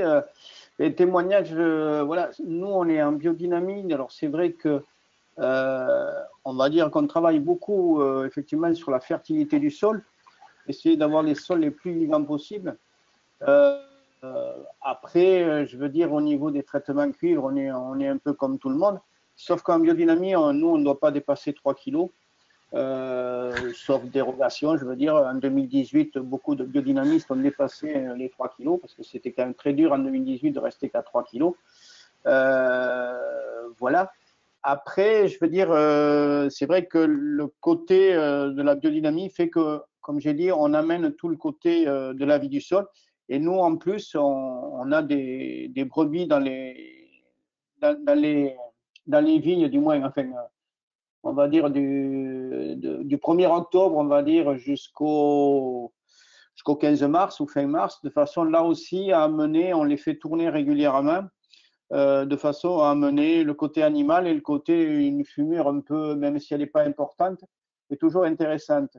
Mais ce qui est intéressant aussi, c'est qu'on gagne un passage de tonte et un passage de travail sous le rang, puisque les brebis, grâce à ça, en tenant toute l'année, enfin, toute la saison hivernale, l'herbe à ras, nous permettent de gagner voilà, un bon mois avant d'être pris par l'herbe, ce qui fait que ça nous permet d'étaler les parties où on a les brebis et les parties où on ne les a pas, puisqu'on ne les a pas sur tout le domaine. Pour l'instant, elles sont sur 15 hectares. On a 35 brebis actuellement. Et elle tourne, on va dire, sur 1 hectare par semaine. Voilà, c'est ce que je l'ai fait. Je l'ai fait tourner 1 hectare par semaine à peu près, ce qui fait que le piétine pas de trop et elles permettent cet entretien régulièrement. Et je dirais que sur 15 hectares, elle passe à peu près 2 fois sur chaque parcelle entre le début et la fin de la saison. On va dire, voilà. Ça aussi, ça nous économise, voilà, ça nous économise un passage de tracteur et ça nous permet d'étaler, je veux dire, surtout si le printemps est humide, ça nous permet de tenir les vignes assez facilement, puisqu'en tout, on a 30 hectares.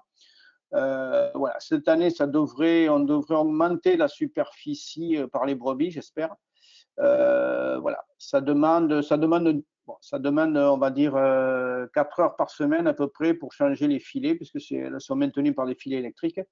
Voilà, c'est le travail que ça demande. Il faut compter voilà, une demi-journée par semaine pour les changer de parcelle. Ça, c'est quelque chose voilà, que l'on fait en plus, je dirais, par rapport. Ah oui, Simon, c'est vrai, tu devais passer des PowerPoint. Voilà.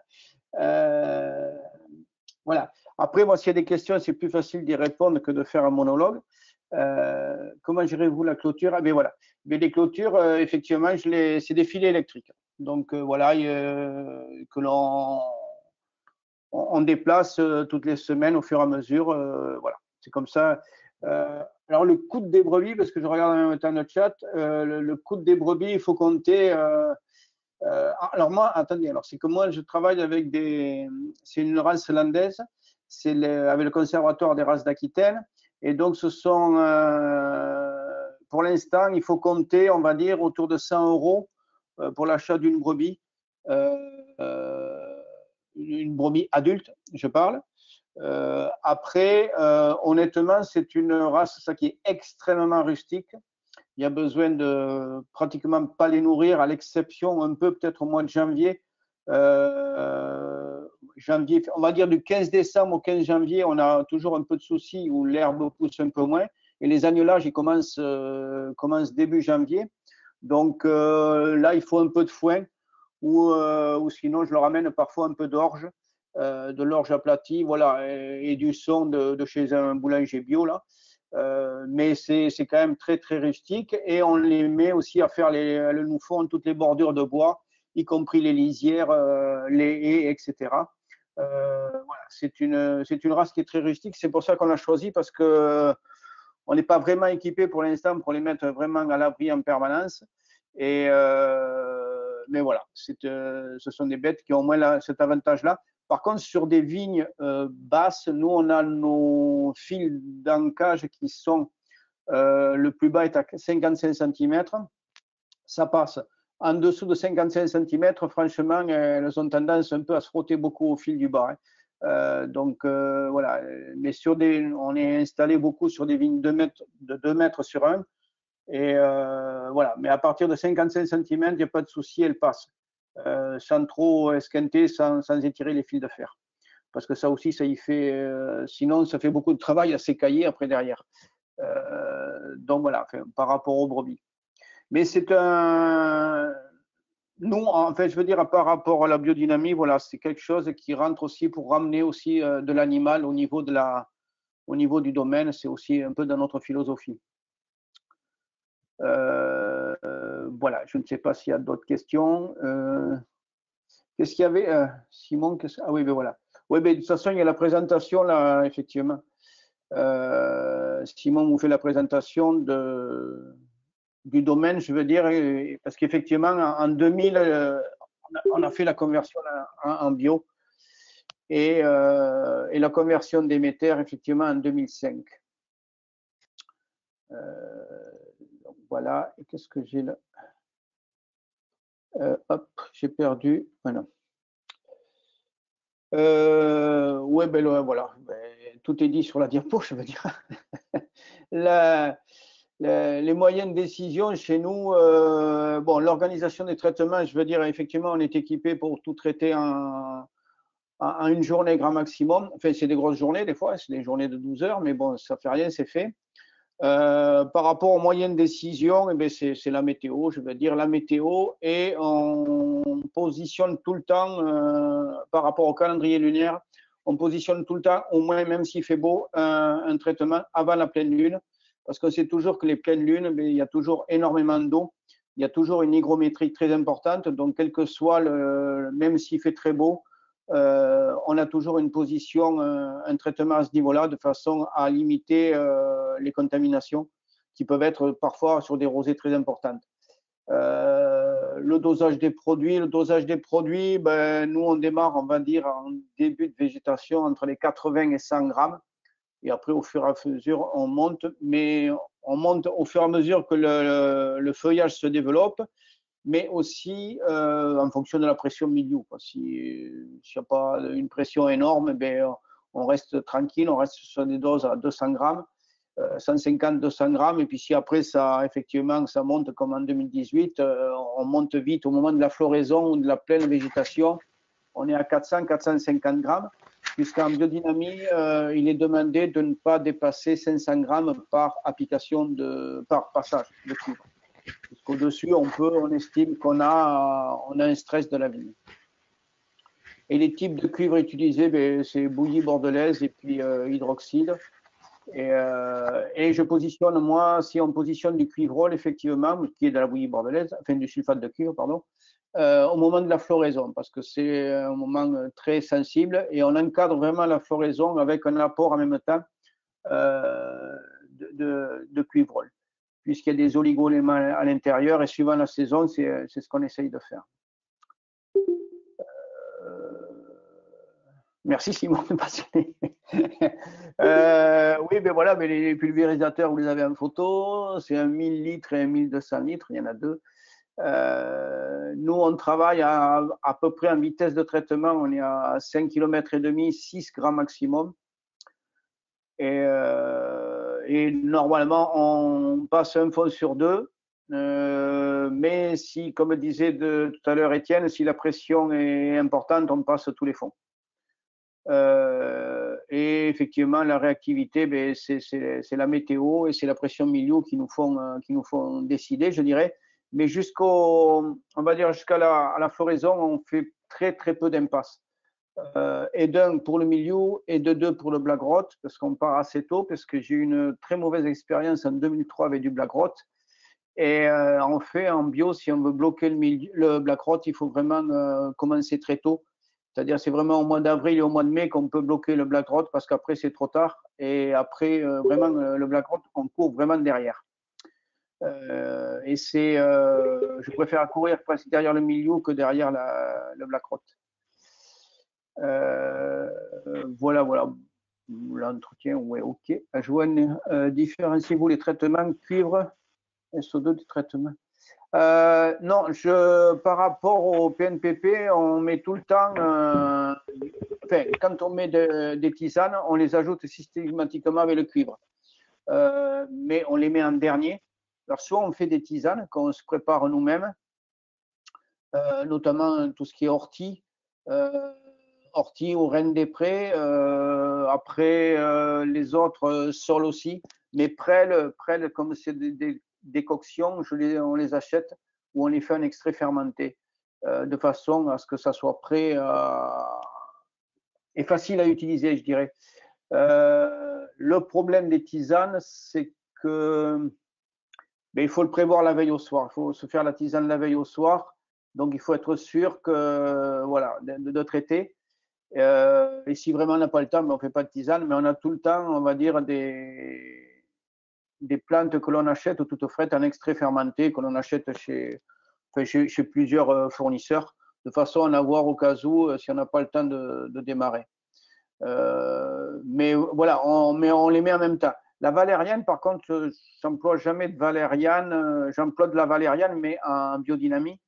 La valériane en tant que plante, je ne l'utilise pas, je dirais. Donc, lorsqu'on utilise de la valériane, c'est avec les préparations biodynamiques où là, systématiquement, effectivement, on rajoute un peu d'extrait de valériane en fin de dynamisation, notamment, et d'un pour aider la vigne à se protéger, je dirais. Et la valériane a l'avantage d'être un peu un côté adoucissant. Donc, ça permet notamment avec les aléas climatiques, puisqu'on peut avoir des différences, comme vous le savez, entre nuit et jour, ou d'un jour à l'autre, en 48 heures, changer carrément de météo, voire de saison. C'est un peu l'avantage de la valériane. Et si vous voulez, puisqu'on parle de valériane, je peux parler un peu de biodynamie. En fait, nous, avant fleur, on positionne au moins 2 silice plus valériane, si possible, avant fleur, justement, avant la floraison, pour pouvoir accompagner la vigne, je dirais, à ce qu'elle pousse bien, qu'on ait une photosynthèse qui se passe comme il faut, de façon à éviter aussi, justement, tous ces aléas climatiques, qu'ils soient de température ou de pluviométrie importante ou de chaleur excessive, etc. Mais l'avantage aussi lorsqu'on fait la silice plus valériane, c'est-à-dire qu'on aide la vigne à pousser tout droit, et donc on a les entrecœurs au niveau de la partie fructifère qui ne sont pratiquement pas développés, voire qui ne se développent pas. Donc ce qui fait que ça permet aussi d'aérer beaucoup plus facilement au niveau des grappes. Donc c'est pour ça que on essaye de passer au maximum cette préparation biodynamique au moins 2 fois. Et si on peut 3 fois, c'est encore mieux. Mais souvent, c'est le temps qui manque et souvent, la vigne pousse très, très vite à cette époque. Voilà, s'il y a des questions plus spécifiques sur la biodynamie, il ne faut pas hésiter. Je pense que j'avais tout là, non? Ah oui, non, la photo là. Donc, avez-vous des questions à poser à Monsieur Ferrand? J'ai été si complet que ça?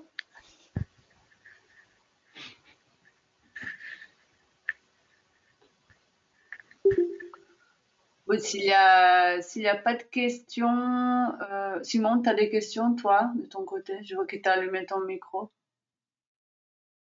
Les précisions? Non, pas de précision. De précision, non. Là, Alain était très, très complet, je trouve. Je n'ai pas de questions supplémentaires. Peut-être parler un petit peu des méthodes de prophylaxie que vous utilisez, peut-être Alain, sur votre domaine. pour peut-être intéresser les gens présents.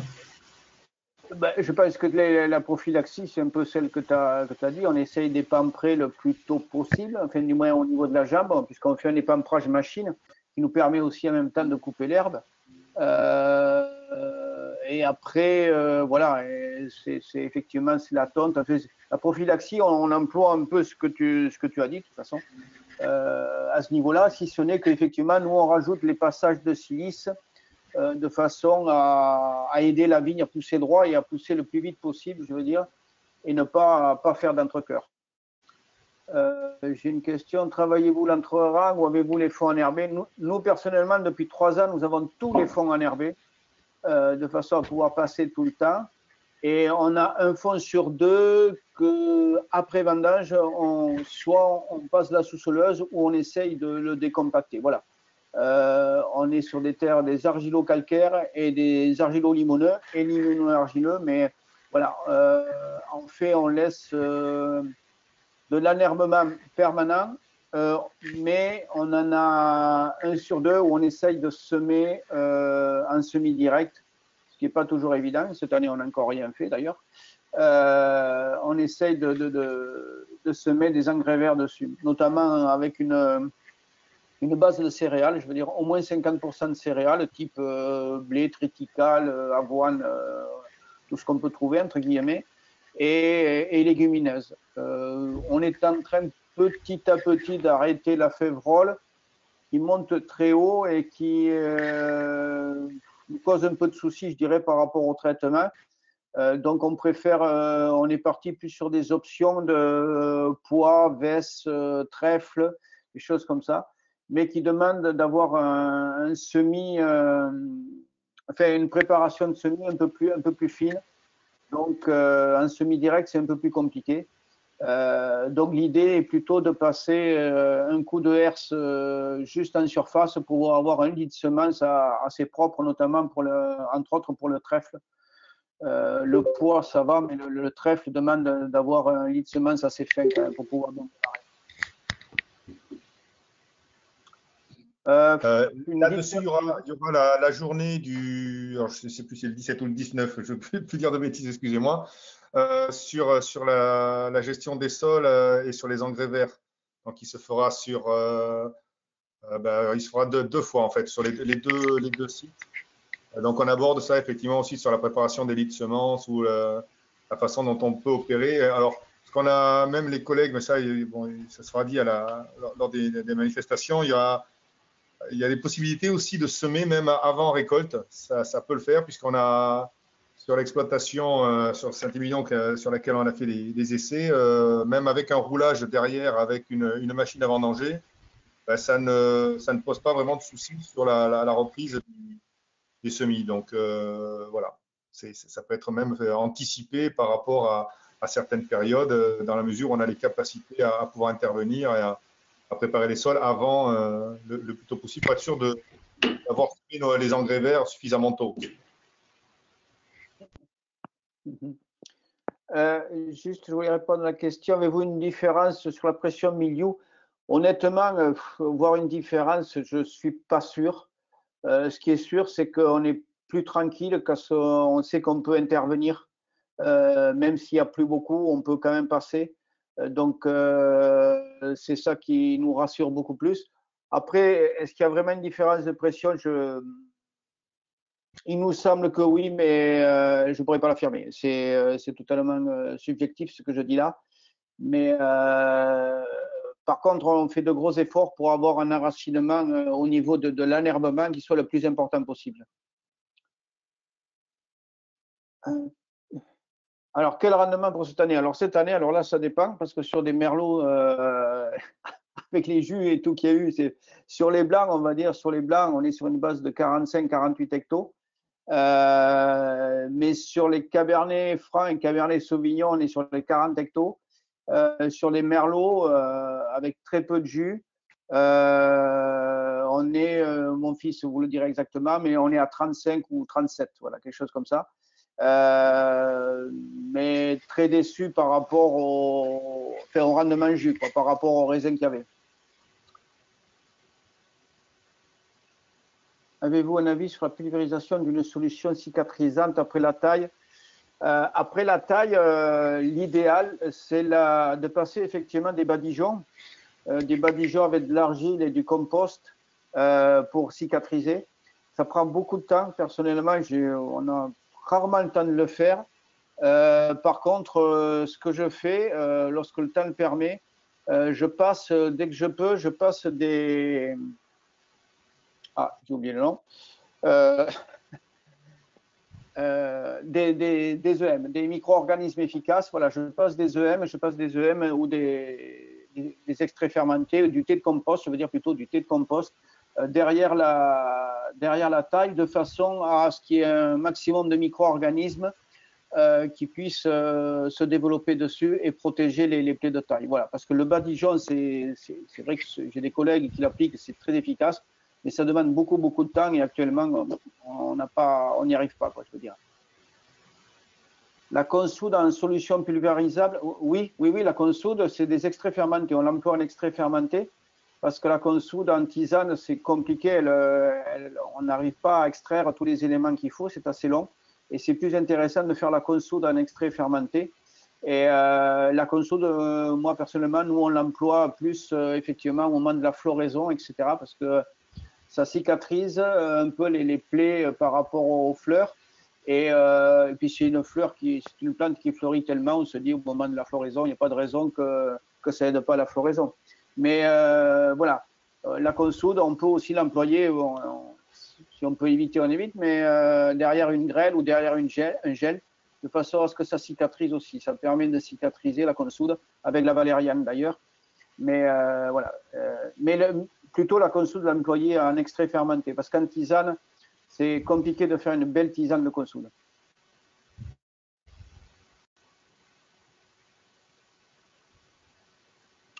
Voilà à peu près.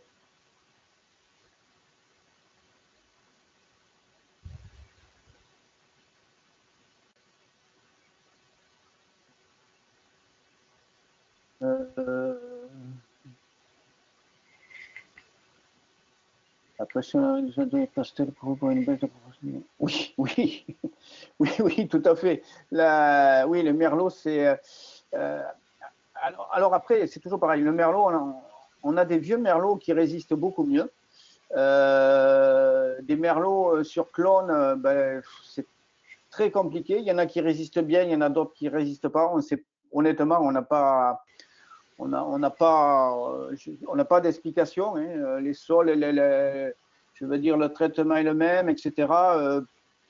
Il semblerait que par contre, sur des merlots un peu plus vigoureux, on est tendance à tenir, on a du mal à tenir la pression quand il y a une pression importante, notamment comme en 2018.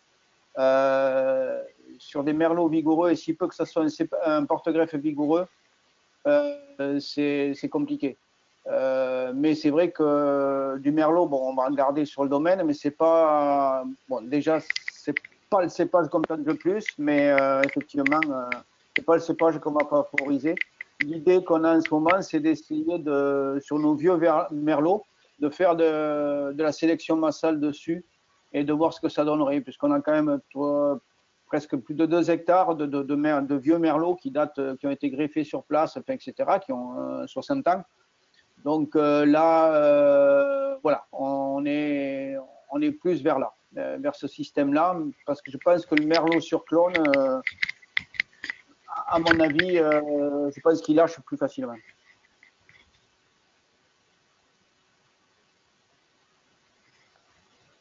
Structurellement, on sait que le mildiou est plus sensible, enfin, comme tous les cépages ont des sensibilités par rapport aux maladies qui sont différentes.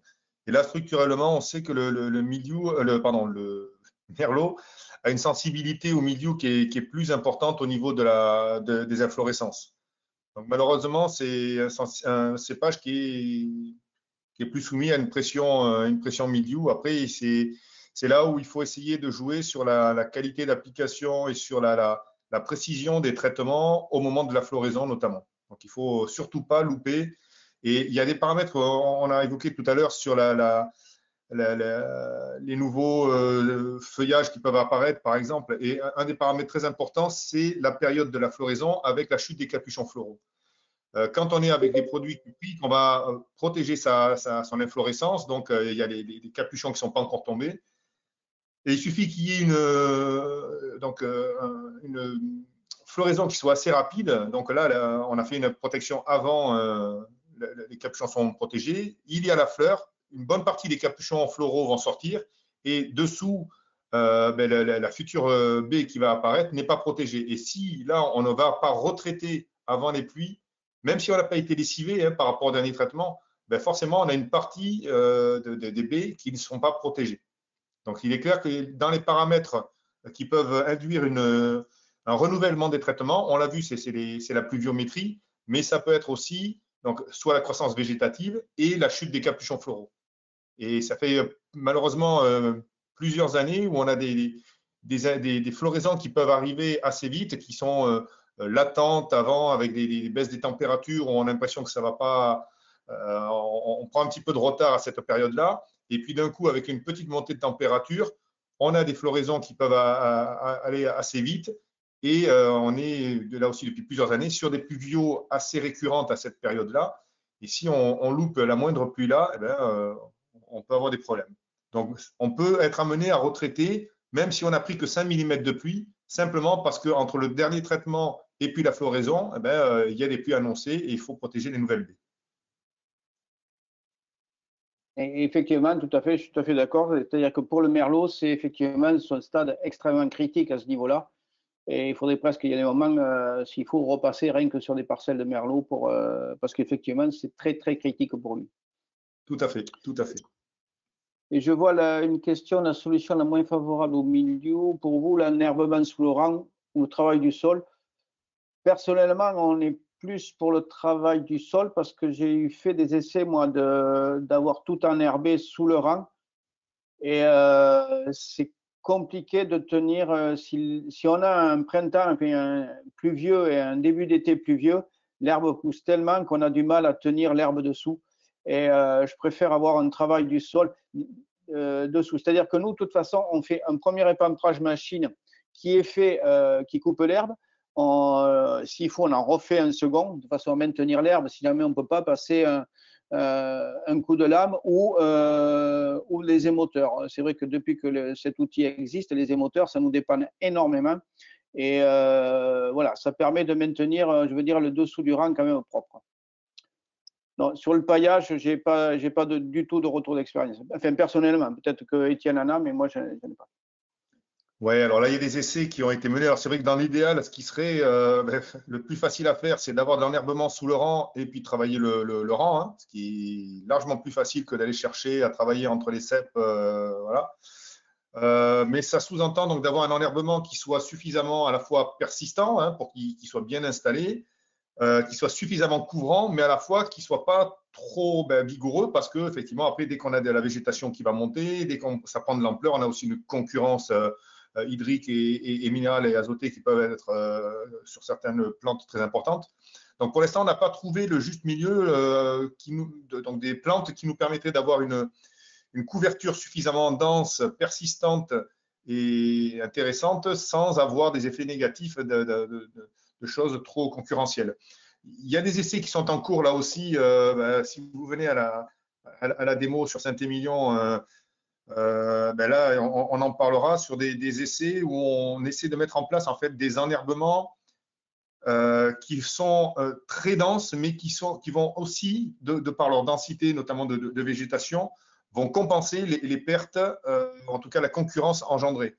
Donc ça, on est sur ces études-là, mais une fois de plus, il faut arriver à trouver le bon paramètre, en tout cas le juste milieu, entre une couverture et donc une densité de végétation ou un apport de matière suffisante, mais à la fois pas trop important pour qu'il n'y ait pas cette humidité qui persiste dans les rangs, qui est préjudiciable dès qu'on a un petit peu de mildiou à l'état sanitaire, puisqu'il va favoriser la conservation du mildiou, ou en tout cas le développement du mildiou.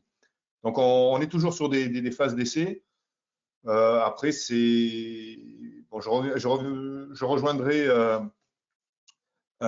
totalement la perception d'Alain là, sur l'enherbement sous le rang. À long terme, c'est souvent pas faisable. Voilà, sur quelques années. Alors, ça peut l'être, hein, mais il faut vraiment avoir des paramètres bien particuliers sur des plantes qui sont pas forcément trop grimpantes sous le rang, mais à long terme, c'est rarement la solution.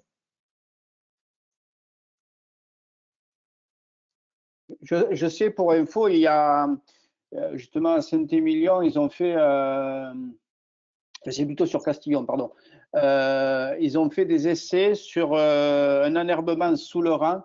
C'est un semis avec du trèfle souterrain et du trèfle rampant, qui a priori, enfin, puisque je les ai vus, ça marche très très bien. Pour l'instant, je pense que l'application n'est pas tout à fait au point. Ils sont en train de la mettre au point pour que ça soit bien positionné, avec certaines difficultés, puisqu'il faut quand même que le dessous du rang soit propre, puisque c'est sur l'endroit où ils ont, je dirais, où c'était le plus propre, où il y a eu les meilleurs résultats.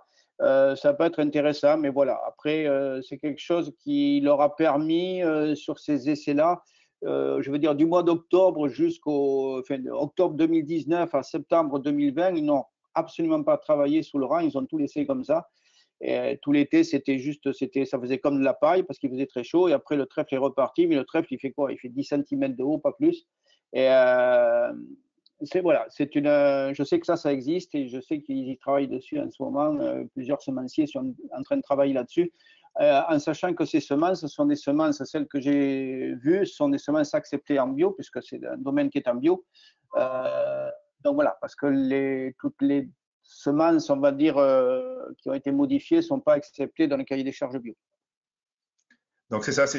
Donc, sur la démo du 17 hein, à Cormeilles-Figeac, puisque c'est une exploitation qui fait partie aussi des réseaux défis, on abordera cette thématique-là avec ces essais qui sont en cours, effectivement.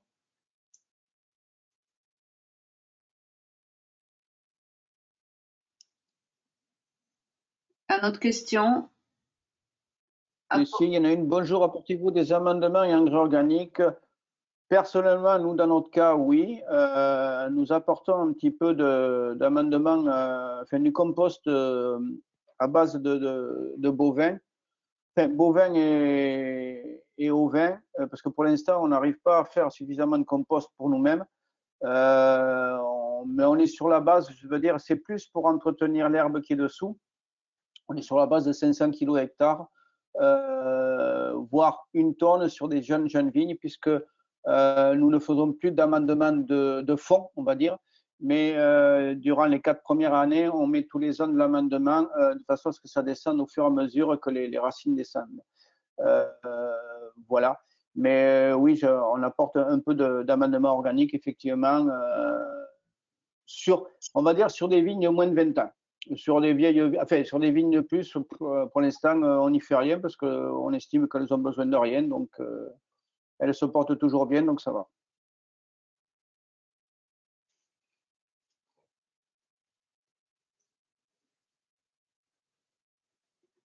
Ok. Est-ce qu'il y a d'autres questions? Alors, il me semble que non. Après, est-ce qu'il y a quelqu'un qui veut rajouter quelque chose, même si c'est pas en question? Donc, je propose aux personnes du coup, qui sont connectées d'aller découvrir le reste du programme du Modèle à Bio sur le site modelabio.fr si vous l'avez pas déjà fait. Du coup, les chambres d'agriculture et Agrobio Gironde et Bio Nouvelle-Aquitaine ont des programmes de formation dédiés à la viticulture biologique. Donc, n'hésitez pas à aller voir sur nos sites internet pour en découvrir plus. Et si vous avez des questions, n'hésitez pas à contacter du coup les organisateurs, les contacts que vous avez sur le programme pour poser plus de questions directement aux conseillers techniques, au Alain Ferrand, etc. On fera passer les questions à Alain s'il faut. Et du coup, voilà, au revoir et à bientôt pour d'autres journées du mois de la bio. Ok, merci, au revoir à tout le monde. Merci, Ravina. Merci.